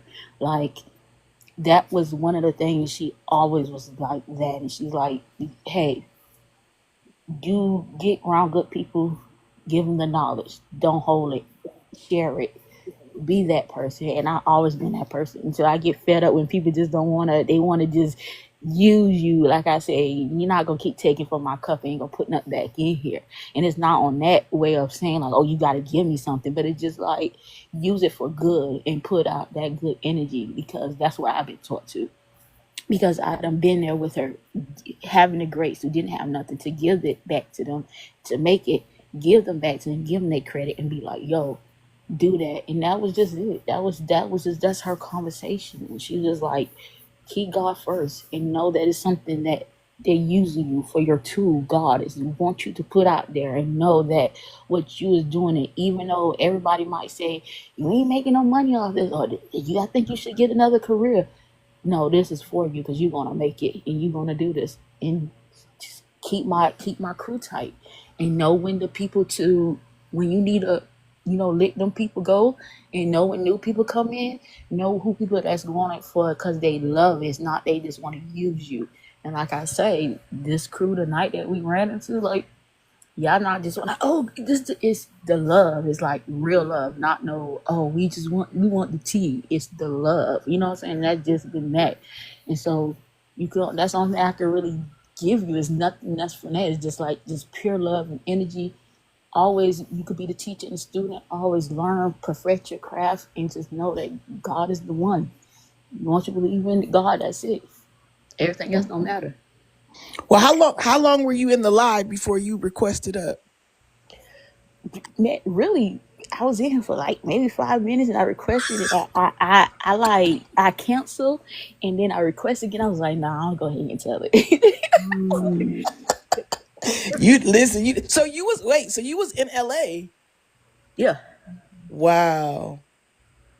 So it's just one of those things, like getting out and coming back and you flying, and it's like now it's like I went to LA but 5 years ago, like the first time in many years, and it's like I went to Hawaii and it was just like, yo, I just was like crying, and it was just like, but it was like happy tears, and then you feel like the spirit, and then going to Hawaii was a whole nother experience with just like that, it's just like those lovely things that you get to go and do, and music can take you far, but you have to have the right people in your corner. Like, Amen. you keep them right people in your corner, it'll take you somewhere. And Bubby tried to ask you about Nick Gordon. Did you know him well? Girl, that's another day for another life. Listen, exactly. Gone too, ain't he, y'all? Huh? Isn't he gone too? Yeah, he is. Subs only, baby. Subs only for that. Yeah, it's gonna have to be. I don't want you out here naked. Like, even if we ain't got but 5 people in there, it's the right 5. That's what I'm saying. That sub, girl. That part. I'll be selling them subs for you. Well, I got to listen. I didn't know none of this was going to happen. I was just going live, and y'all, this live, y'all see I'm starting to sound like Barry White. This live is my 4th live of the day. I went live on TikTok in the morning. Then I went on YouTube and Facebook. Then I went on Instagram. Then I came back to TikTok. A few moments later. That's true, because I told people, like, they don't understand, like, don't be rich in the pockets, but you can be rich into people and then you be sitting there looking like, how this person sit by all these rich people, and then you around billionaires, and you be like, how you there, and you like, and you're nowhere close to them. It's because it's like, and that's why I tell people, when I try to tell people about, like, selling your soul type of thing, and it's like, yo, I'd rather go and do the music, and I'm one with myself that I can go and drop an album and put some gospel on that, and then put some R&B on that, and be okay with it. And you have to be okay with it. And if you're not okay with that, then that's fine. But people try to use you in this business. And one person I tell people I map out is Patti LaBelle.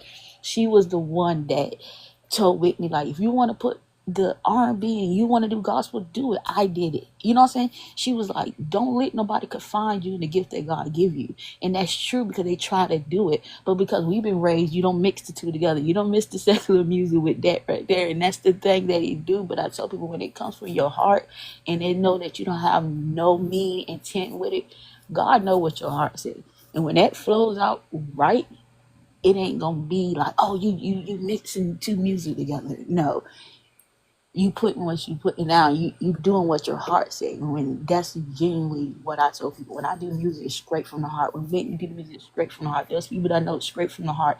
Is nothing that you can do. Either you want fame or you want music to do. You want it to become that I don't have to get up every day. Like, it's not a job. Like you said, it's supposed to be like, yeah, I can go do an album today, drop it, release it, boom, and then I can go in Bali for 6 months and come back and do another album. That's how you want it to be. You wanted to make money and you want it to flow like that. But like I said, you still also got to have your crew of people that going to keep you tight and know when your no mean no's and your yes mean yes. And that's what we get with when we talk about Whitney and some of these other people. They don't have people that say them no's mean no's and them yes means yes. And that's why I told people, if the point of me creating my own thing was to Get a group of people. You want to be in this? I'm with it. But we got to stick to our yeses. We got to stick to our no's. And if it's a maybe, we're going to go out on a maybe. Because if it's leaning maybe to the no or to the yes, then we just need to just don't do away with that at all. And then build those relationships up that is going to make it feel that we can all grow together. So it just won't be like one person growing and everybody just standing. No, we all grow together. And that's the blueprint that was laid down that I said, let's keep building up on. And everybody don't want to do that. And that's the truth. If you say, hey, I got a song right now. Okay, what you want to do? What we need to meet at? Okay, we need to do an interview. We got Q right here. Who are we going to somebody else? We got Q right here. We got to bring our sister up. We got to do this. You know, need bringing all the outside people in. Because see, then that's when the outside noise come in. Nah, forget all that. Let's keep this in house. Girl, you gonna give us a concert. You got vaults. We gonna be listen. The way we gonna be rubbing our feet together going, is that Whitney? Is that Michael? Is that I got a Barry White one too. But yeah. Barry White and Whitney? Yeah. Damn. Definitely gonna be sitting over here rubbing our feet. Oh my God. That's wild right there. Oh my, look, I think Whitney did this. Did Whitney come to you in a dream, Suave? This fucking song keep coming out. I guess that's her. What? Y'all worked on the song together and she wanted you to do it? Can you feel it? Can you feel it in the air? That's it. Ain't that the Jackson 5? Can we feel it? Is that Phil Collins? I can feel it. No. It's like that sound like the Jackson 5. Yeah, look, the beat go like this, it's like boom, boom. So it kind of gives you some Afro punk beats, but then you hear like her voice on it, but it's like, oh yeah, can you feel it? Oh yeah, can you feel it in the air? Like, but then that's all Whitney like right there. So out of all the unreleased songs that you have, what are your favorites? What you gonna bring to the session that we get to hear? What's your favorites? I don't have a favorite. That means they're all fire. Man, when you got pure energy, just like dropping like songs, like, and you just like, I knew she had a vault. Like, I knew she had one too. Listen, before I met her, I was like, my dream is just to be up in the studio watching Whitney's process, like how she does stuff. And Suave, you just manifested it because you just basically shared what her process was, the fact you got the actual songs, the stories the behind fact that she broke this is the Suave glass? behind the music. Man, Come on. Y'all remember behind the music? I got hard drive. Yeah, I remember. Man, please, I got hard drive. Man, please. They be like, people be talking about take your man. Look, let me tell y'all, that crap that happened in Atlanta when they talking the choreography stole Beyonce unreleased music. Yeah, please. That ain't happened. Man, when Beyonce came to Atlanta for like 6 days. Don't do this. We're not. No. Mute up. And the dancer had the unreleased music and somebody stole it. Like, that was set up, man. When you in production and when you have a hard drive and you have like stuff like the vault that I have, when copies was made, it was like, this your copy, that's my copy, that's it. Ain't nobody else had stuff like that. If you was in a room with us, you had a copy and that was it. If somebody lost their stuff, that was it. You lost it, Whitney was like, don't give it to nobody. I have kept my stuff for years. I have paid storage for years. And I was like, you know what, let me start taking this out. Let me put this out. Let me put this in there. And I was like, I have got things down to 2 bags of stuff. That stuff don't happen. That stuff was unclear music that she took, that they had to set that up so it can make it look like oh, I was just listening and trying to ask for this, man. Yeah. The music industry is so damn dirty. It's nothing I won't believe. Yeah. Cause see, just every time they be like, let me get this. No, no, no, no, no, no. Cause you're not gonna do right. No, no. So I told Wow. you, I'm into, like I say, I'm glad that Sean Stockton was able to get Bobby on there and he talked a little bit.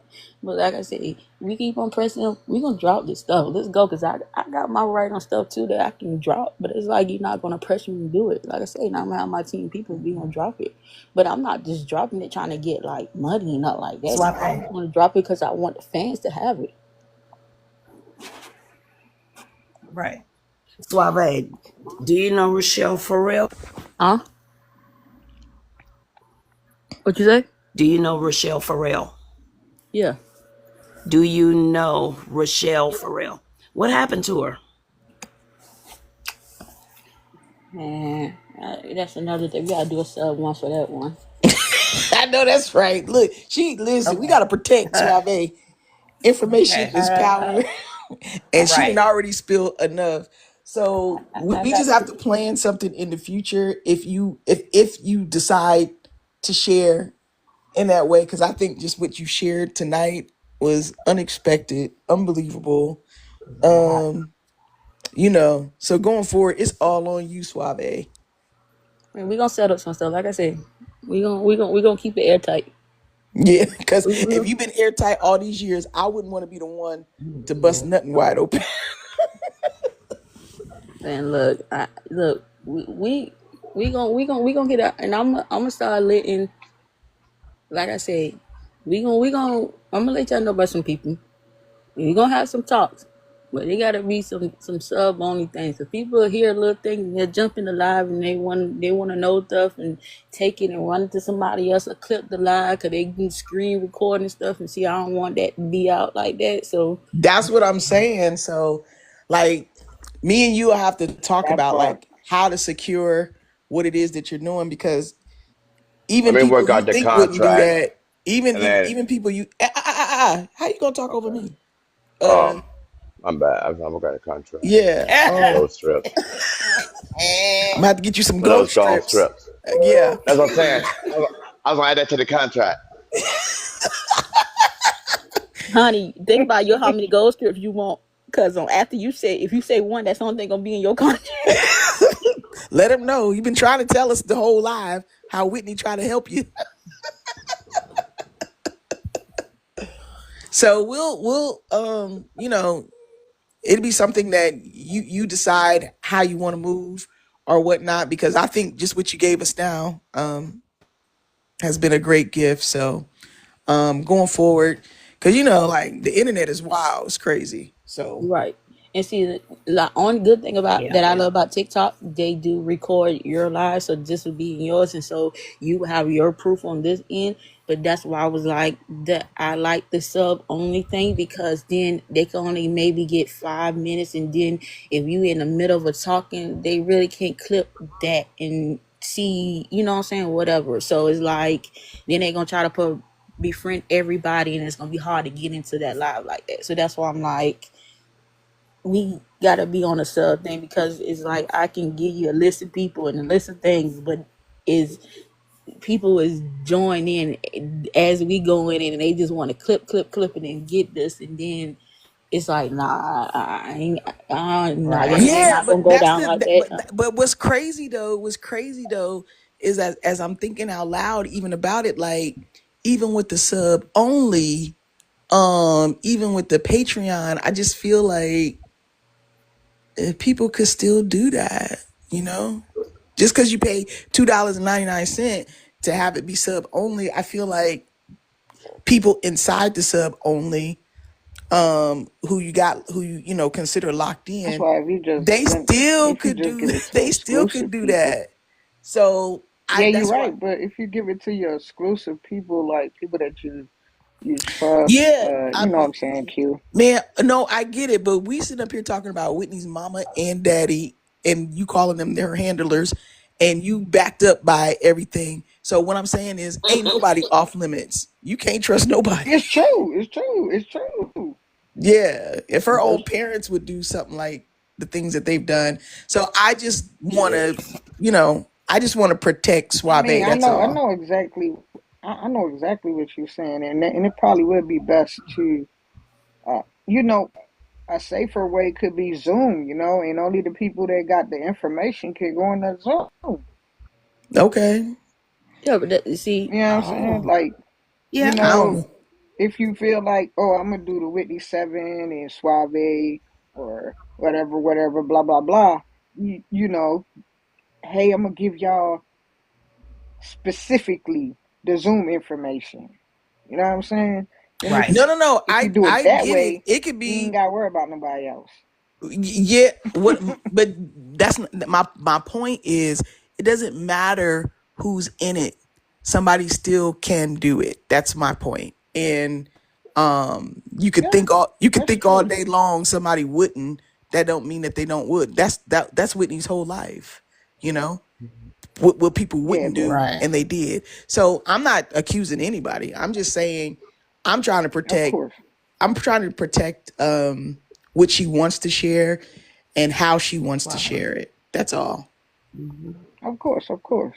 no, because it's like it's us in here, right? That's been in here for the last, like, 3-4 hours. That since I've been here, right?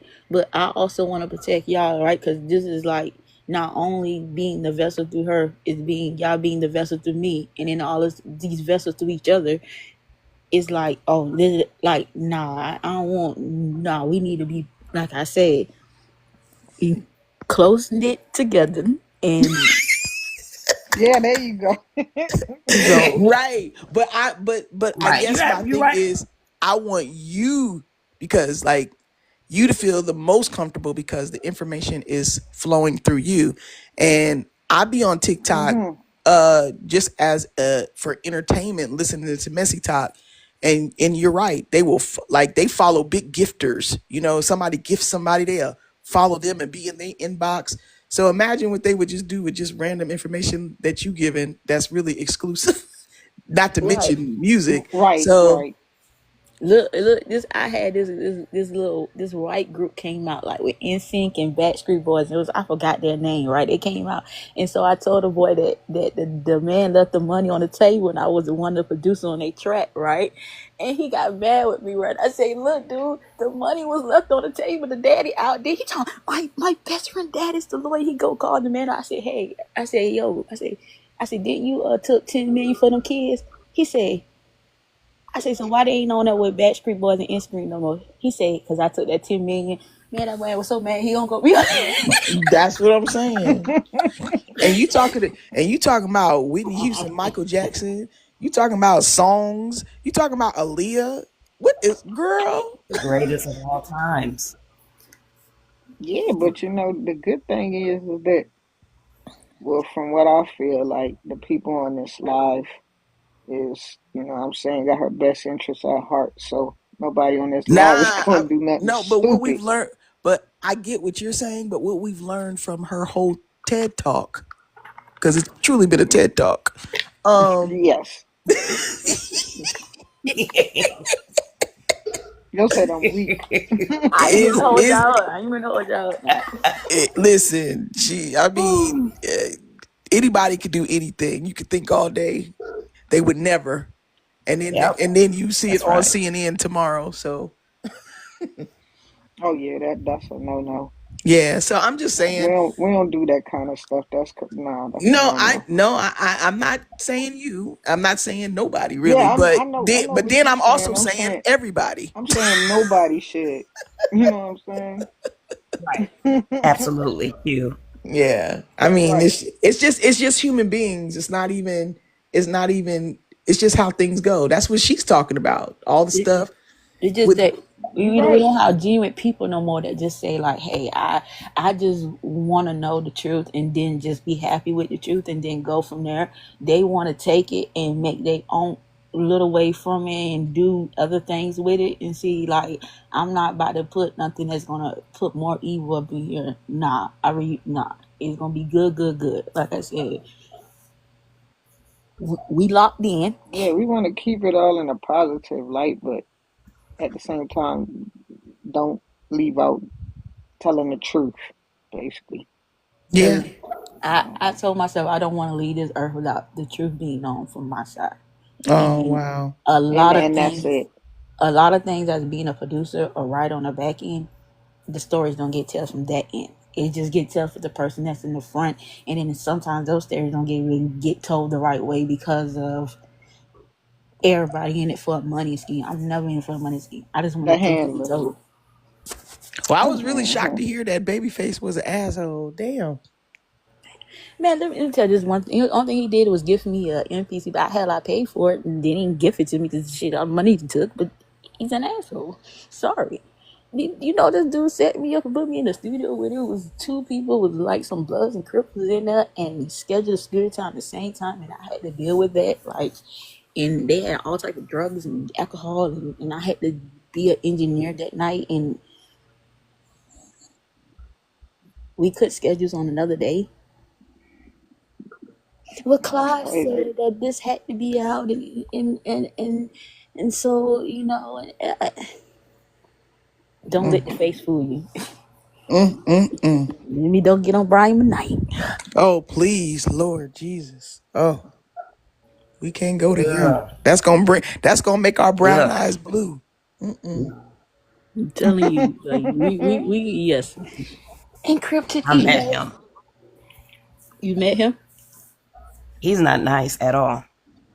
Yes. Well, we all know I that have a now. picture with him. Yes. Ugh.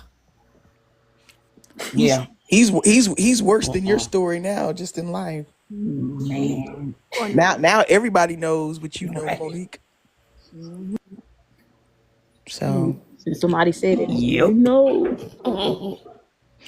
well, you guys, I'm about to shut her down. I followed you back, Suave. Everybody on here, they're gonna be probably following you because damn, Nothing but love, y'all.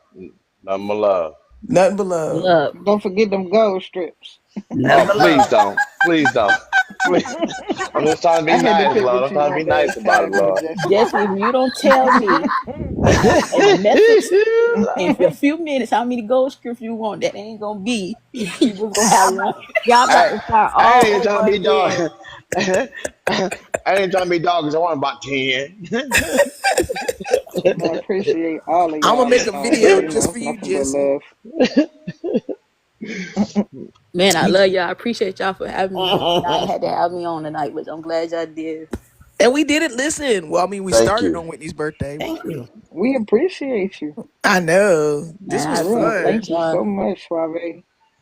It's been a pleasure. for real. It's Like, always a pleasure to talk to Q and Mo. Absolutely. I love me some Miss Q now. Huh? Love Oh Q yeah, Q. Studio Show. you know what? Okay. You just Okay, made your don't do own that. Woo, version. woo, woo, woo, woo. With the He said gold what you Won't, strip. want. won't, won't. With the gold strip. Hey, hey, hey, hey. Man, my voice was gone. You got Y'all me. crazy. You got a new theme song. You got a new theme song Yeah, we now. go when we get with Suave again. We gonna Hey, Suave, turn don't Jesse forget down to I'm and we gonna about add to. turn the Whitney up. reverb in all of your I told you, scripts. Suave just produce that And song Jay for talk me. about find your key. No, say find your key.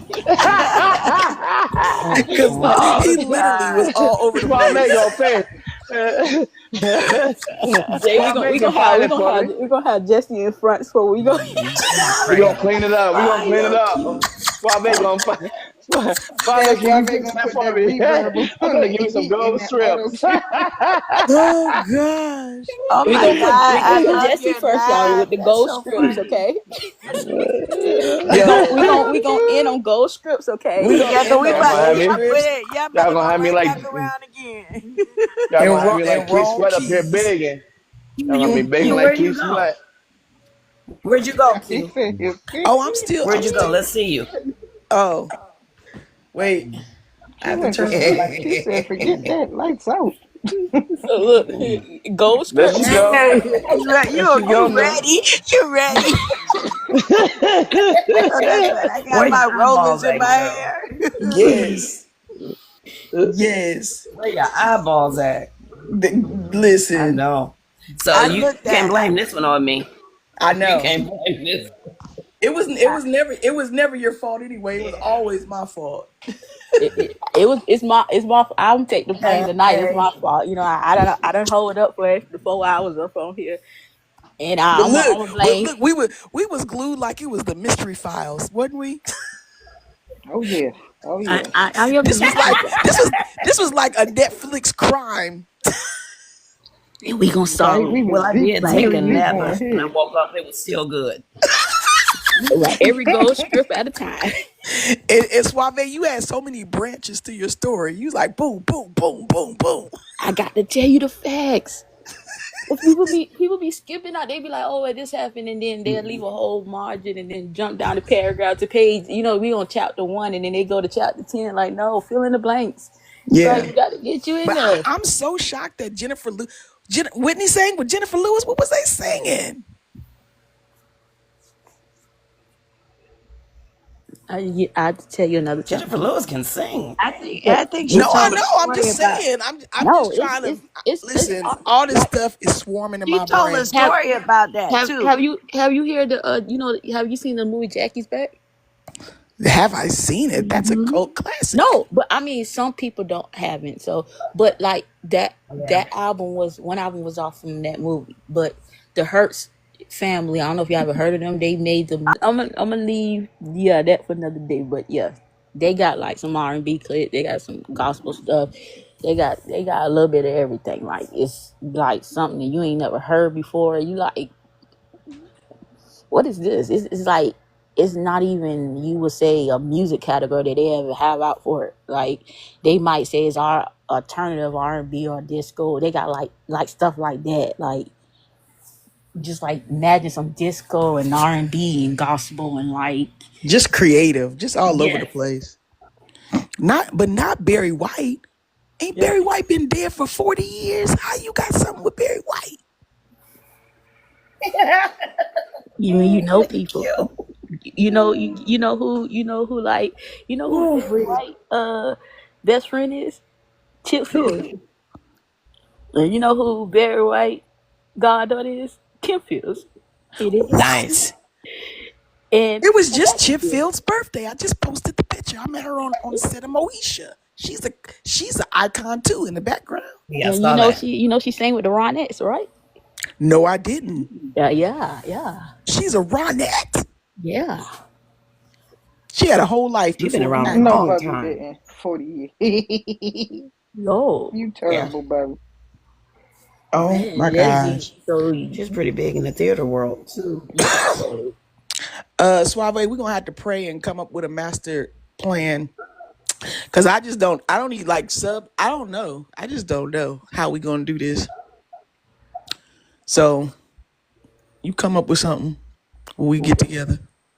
yeah, we gonna have to do something. We're gonna have to encrypt something and get it Yeah, together. we gonna have to brainstorm because this is it can kind of be dangerous. So I just, like I said, I wanted it to be out. We could tell it in like little bits, and then like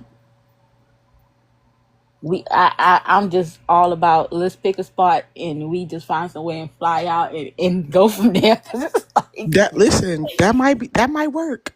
You know, that's the only way. That's like, I have not been to Atlanta in a very long time, and that would be a great reason to go. I'm going to a exclusive VIP listening party. and we could just be in the studio. And just be like, and please have Jesse Gold script, because I don't want him to be sitting. Jesse gonna have a gold strip, and we're gonna get him some mouth tape because he gonna try to sing. Lord, leave that alone. Leave that alone. Leave that alone now, Lord. Lord, just let the spirit move, Lord. We'll have a praise break. Yes. That's what we're gonna do now. We Good old we fast do Pentecostal not break. want him mixed together. We do not want him mixed together. Okay, never mind then. I ain't gonna We gonna I ain't put gonna him try on. to We sing gonna put long. him on mute in person. Come on, mute it up, Jesse. Well, damn, damn. Oh, that's funny how it's gonna transfer off. Yes, it is. Touch Jesse's mute button, cause we ain't trying to have him interfere with Whitney and Barry White. uh-uh, uh-uh. It's I ain't knew listen. that. I'm gonna sit in my little corner with my little ghost just and I'll be fine, Lord. Bye, Lord. That's what we gonna do now. Show enough. Man. I'll be in my That corner man feeling said all he gonna cute. have his little So, ghost so just to sit in Suave, the corner. have you shared it with anybody else? Like, have they come and they listen and just been blown away? No, like I mean, only person that really like heard it besides like I have like a music partner that I call him music. I ain't putting his name out there like that, but he have heard a little bit and like that's it. Like I haven't like I don't mess with him, so I just try not to like listen to him because I be wanting to drop him and then I be like and then yeah, I might see a freaking brother or sister in law and I'm like, this mother. So that's why it's like every time I would like be to a section when I be like want to drop or say something, and then like all of a sudden I get a call from randomly somebody in the music. They be like, oh, "This person looking for you for what? For what?" Like Yeah.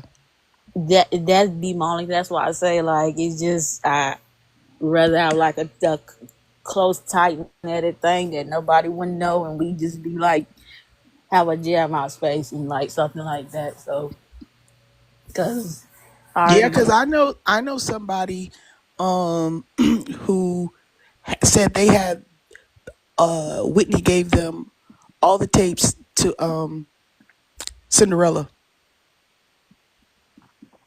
Yeah, I got one too. Some of that What? stuff that she was saying, I know that Whitney did that gospel album, like right. It, yeah, if I remember right, it was either right before or right after the Bodyguard. So that era when her vocals is like insane, I can imagine what she was singing on there. I'm telling you, it's so like when I tell you this woman eat sleep studio, it was eat sleep studio. It was nothing. It was like boom, boom, boom. Like this is how why they want people to work like what you say the average robot because that's how Whitney worked. She pumped up music like that. Like she's in the studio, she feel it, boom. Hey, I got something. Who the right person can do this? Yeah, da-da-da. I can't get it. You get it. Boom. Let's get it out. Let's get it out. Let's get it out. Oh, I want this. I hear Sade on this. Call Sade up. Boom. That's done. Like it was never a no when it came to Whitney. It was like a yes. When do you need me? I'm here. Oh, I'm on tour. Where you at? I'm pulling up. Ain't nobody told her no. And she ain't And focused. then even that Anita Baker thing, like I remember they did that interview and didn't did Anita Baker turn it down because she was intimidated with singing with her? It was no. It was the simple. It's not the point for that. It was Babyface trying to say that Whitney didn't want Anita and them, and it was like that, and it wasn't because they both was doing it. But like I say, when you got Whitney going beyond the what they call the music line of order, and you got Anita with her raw vocals that she got, it came together. But then Babyface was trying to pin them together, and it's like nah. And then Clive got his little bit in there, like, oh yeah, nobody want to hear that. You talking about black love? What you think Whitney talking about black love? What the fuck? See, it's just Yeah. it's just those people pinning people together that wasn't it. And then when everybody find out, and Whitney trying to go around and tell everybody, like, look, no, no, no, this is not what happened. I wasn't even on that phone, and when I got on that phone call, it was later, and I'm trying to tell you, you done hung up. So if somebody batches somebody and they say this is coming from the Whitney Houston, and then you got a number, and people don't realize Whitney got numerous of numbers, and so you feel like you done call somebody, and then you like, oh, Whitney not talking to somebody, especially her brother and her sister-in-law. So she not talking to somebody. So it's like Whitney won't pick up for me. She picked up me before. So then it's like now everybody is an ego thing. Take your ego aside, because when have Whitney not hit you up and say, "Yo, they trying to do this on the side. I'm letting you know this." And everybody playing their cards because everybody want to get paid. So who winning at this? Ain't nobody winning but them. When we can get there, just like I said, they try to take. She called Angela Bassett and told her, "Oh, look, they trying to take you out the movie." Nah, I ain't about to do that. That's hers. And they like, "You got Angela Bassett's number?" And they was shocked about that. And she was like, "Yeah, girl, get this number. Don't tell nobody you got this number with me." They were shocked on that. She didn't play that. Wow. I only had one experience. I had wrote a book called Celebrity Encounters, and it was about like just meeting a bunch of celebrities and ultimately leading up to meeting Whitney. And I sent a rough draft to Whitney, and her publicist got it. She's like, "Oh, we're gonna have to we're gonna have to give it to Whitney's lawyers and da da da da and whatever." And I was like, "What?" I just sent it to Whitney. Like it had all kind of like little notations on it from me, because I just wanted Whitney to know what I was doing and what it said. Like I just didn't want her to think I was doing any kind of crazy stuff. So I sent it in its rawest form, and the publicist was like, "Oh, she wasn't getting back with me." And she was talking about I don't know, she just kind of flicked me off. But what she didn't know was Whitney had called me and left a number for me to call her back. And so I only called Whitney one time when I sent her a birthday card and asked her to call me, and she called me. I called her one time and she was asleep. And because I was like, still starstruck, I didn't ever call her back again. But when this lady tried to give me the run around about my book, talking about all this whatever stuff, I called the number and I told Lori, who was Whitney's cousin Lori, whatever, her secretary, and I told I was like, I sent my book. She was like, what book? What book? I said, I sent the book that I wanted Whitney to see so she would know what I was doing, da da da da. And she talking about she gonna give it to the lawyer, and I just want my book back. Like I didn't call to talk to Whitney, but I sure called to go off. And I got my book back in 48 hours. But the key to that was her publicist had no idea that Whitney had called me. And see, that's what they don't know, is because she know how they operate. And see, they won't even come to her. They will ask everybody else around her that's not even no important. And see, that was the whole block Robin thing out, because Robin was stopping all of that. Like, no, these are the people that Whitney talked to. She told them to call them. They are not just calling just to be calling. She did this. She didn't. And see, they want to stop that because they want to keep the money to themselves. They don't want. It's not like you just putting genuine things out there like, "Hey, this is what happened. This is the interview." You know what I'm saying? Like, hey, I'm not releasing the interview. I'm just saying, hey, I had opportunities to talk about, say, just one album, and it's just, I'm telling you, we gonna have to, we gonna have to get up. Yeah. Yeah, we will. Q, as always, I thank you for having us live. I really do. Like, you're that girl, you know what I mean? Oh, And thank you for sharing that, though, because I love me some Whitney, y'all. Lord knows I yeah. do. Lord We knows I all do. Gold do. script, baby.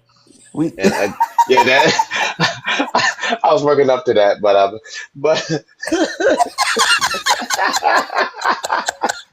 I'm sorry, I just had to make you laugh. I'm sorry. Look, she took your soft open. She took it. thank you though, thank you though. Yes, ma'am. Yes, ma'am. She know. Lord have mercy. Good God Almighty. One of these days, Lord. Lord. I'm trying to Well, feel listen, cute. y'all know we all love Whitney because we would not be on no live at no 3:52 in the morning, and it's 4:52 for anybody who's Eastern. 5 o'clock here. That's what I'm saying. Trying to I hustle didn't me even some have gold fried strips, rice. Lord. I had to get something to eat. I know. Look, I'm about to go get me a Bro, bowl while of I'm cereal. eating It's now, I 1:53 done here. made me some cereal. Man, It's one. It's I'm I the don't even big. have 1:53 here. fried It's rice. almost 2 o'clock. Oh my. I know. It's And breakfast I've time been now. listen. I'm We've about to been bake for an ice cream cone. And gold strips. But listen, it was worth it because we talking about our girl, okay? Our Right. It girl. sure It's a Man, we, good was. birthday. we Yeah. need It to was a send good that. We birthday. send our girl birthday out. We did a bang, man. That's what we had to do. We did. We did. We did. What type This of was music do y'all think? Hey, what type of music Jesse. We do ain't starting no new y'all think? topic. No, Jesse. I ain't gonna say no Jesse. new topic. Just a quick question though. I ain't gonna keep y'all. What type of do y'all think Whitney would have went full gospel? No, I don't, I don't think so. Yeah, me neither. I think she would have gave it up and did more producing. She was tired. if That's what's up. if you want my honest answer, no. Yeah. But I will see her getting the BBs and CCs out there, right? Them having Okay. more records than they have out now. Together Okay. in singular. Even more into like Vicky when Vicky Wine's trying to did her music, I could see her helping her out, and then like getting it to the point of like having Like it. a I would see mentor her role. more in management. That if she Okay. did I drop can see that. songs, it'll be like with somebody or with like Told you. just a crew of people, or maybe a what they would we couldn't drop back in the day EPs that they can do now and call them albums, but you maybe get like a small EP of 5 songs, and then it would be, or singles throughout the year that you would have to come that she might put it together, and then it'd be 12 songs. She'll drop a song a month type of thing. It'd be like that. But made music better than what it is now. We won't have these, as the new term say, industry plants. We will have strictly people who really do music. Like you had to be in there. Like, even though I'm not a fan of Joe Jackson, a lot of things, but what he said about the music industry was right. They don't want real people that can do real things when it comes down to music. Not And anymore. they want to take it all from you. And this is the biggest record music, where CC is right now, finally going international. But it's not. Almost like a even newer CC, if that makes sense. Like her music is. But see, that's the thing. Like even with Whitney, she was trying to make the bridge from the international to the states, right?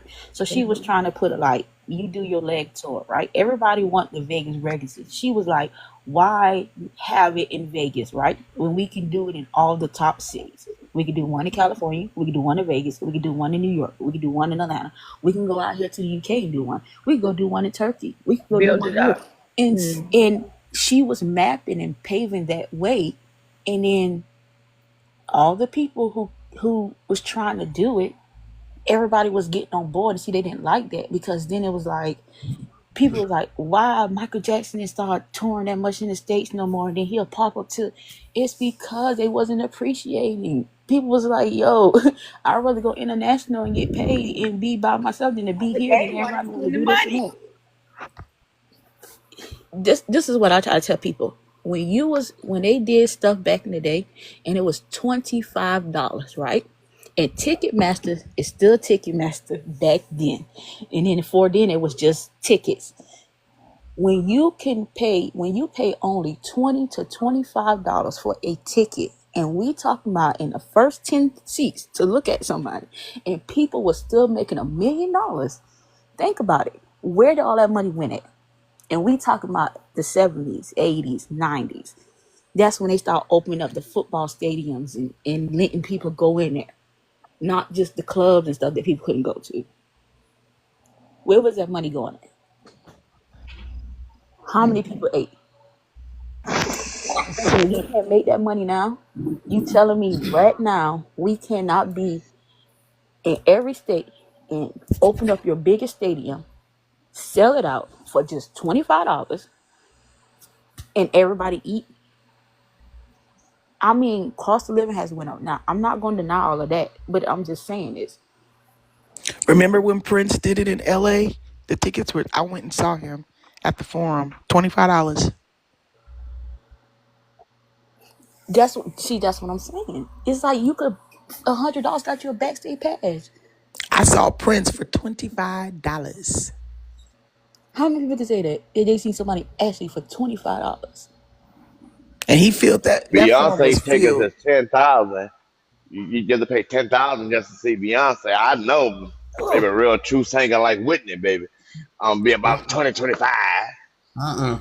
Man, do you know before her mama died and she made her do that? They did that her last concert, and they just did the computer image of her. People paid $5,000 per seat. How much money you think they got from that? I, Man, I Oh my would. gosh. Because it's Whitney. I mean, like Whitney Yeah. is the epitome of singers. You know what I I mean? wouldn't.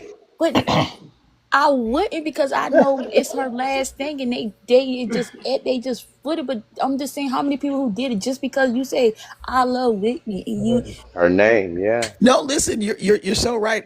I met a collector from the Netherlands. He was like, I don't know, 16, and he said he paid to go see the hologram because that's the closest he could ever get, and he was thrilled.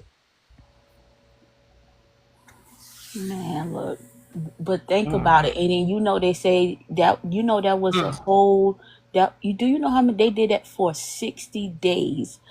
5,000 was the minimum that I seen. The highest ticket somebody said they paid was like 40,000. Ain't no Ooh, way. How Ain't much no I money wish way. did they they sell? did it.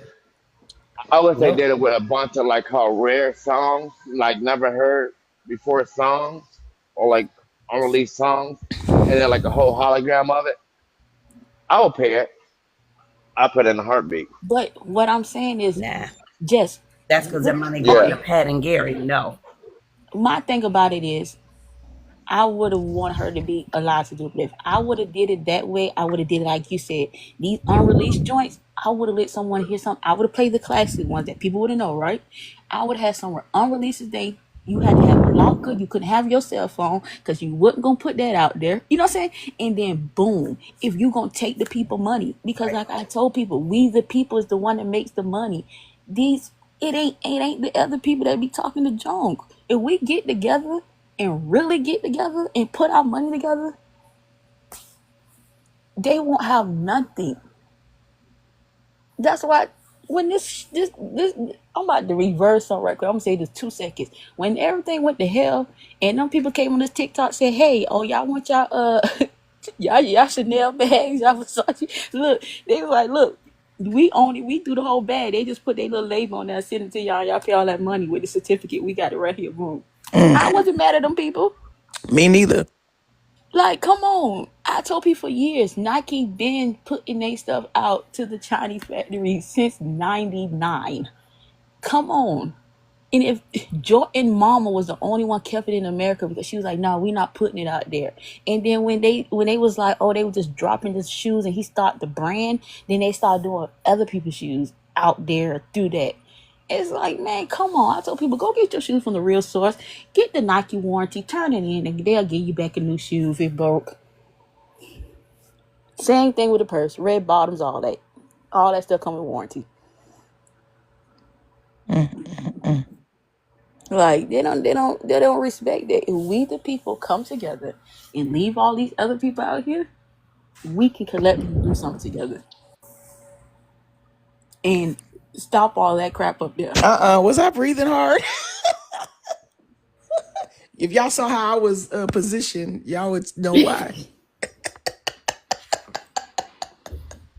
Look, I'm with you. I go to bed. You crazy, It's 5 Q. o'clock in the morning, man. It is. It is not that it's 5 o'clock. It's that we've been going for hours. That's what it is. I know. Hey, look, we gotta all go to bed. We got to go to bed, and we know each other now. Suave, they know you too. So y'all follow Suave. Hey, We gonna get up. We gonna figure this thing out. sure We're gonna will. figure out and get just his gold script. So he I ain't studying him. Lord, thank you, Jesus. You need to buy you can buy the gold strips from my link on TikTok shop. hey, get sis a good That's money now. fine. Yeah, I know. I get my 23-cent commission. Um, so listen, it has been an absolute pleasure. Y'all hear my voice is gone. I read in the It's comments from gone. Lovely that I was breathing hard in the mic. I can see. How close I am. Who said that? I'm up Bubble. now. What his name? Bubble. He been clowning all night. Bubby. I was calling him Bobby first, but it's Bubby. He had We jokes all night. He's had we jokes all gonna night. we gonna call you Bobby because that was your mom name. Bobby! Bobby! That's what's on your birth certificate. That's what Well, I I call guess I'll you. go and do some Uber. Huh? What you say? No, I was just saying, I guess I'll go do some Uber since I'm up now. Okay. All right. You be careful out there. Be safe, all right? Yeah, nothing else to do. Okay. Yes, ma'am. Well, I'm you gonna go right guys, now. Everybody get some rest. But I until the will next live, when we get off. Suave, we'll work something out. Yeah. Happy birthday, Whitney. Yo, Yes. we gave her a good birthday. My fellow Leo sister. Yes. Leo season is still in strong effect. Hey, they coming out strong. Night night, everybody. Not Whitney Hutton in the audience.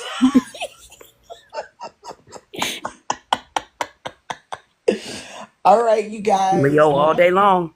Thank you so much for helping me to celebrate my ultimate fave, our girl. Our girl. Yes. Yes.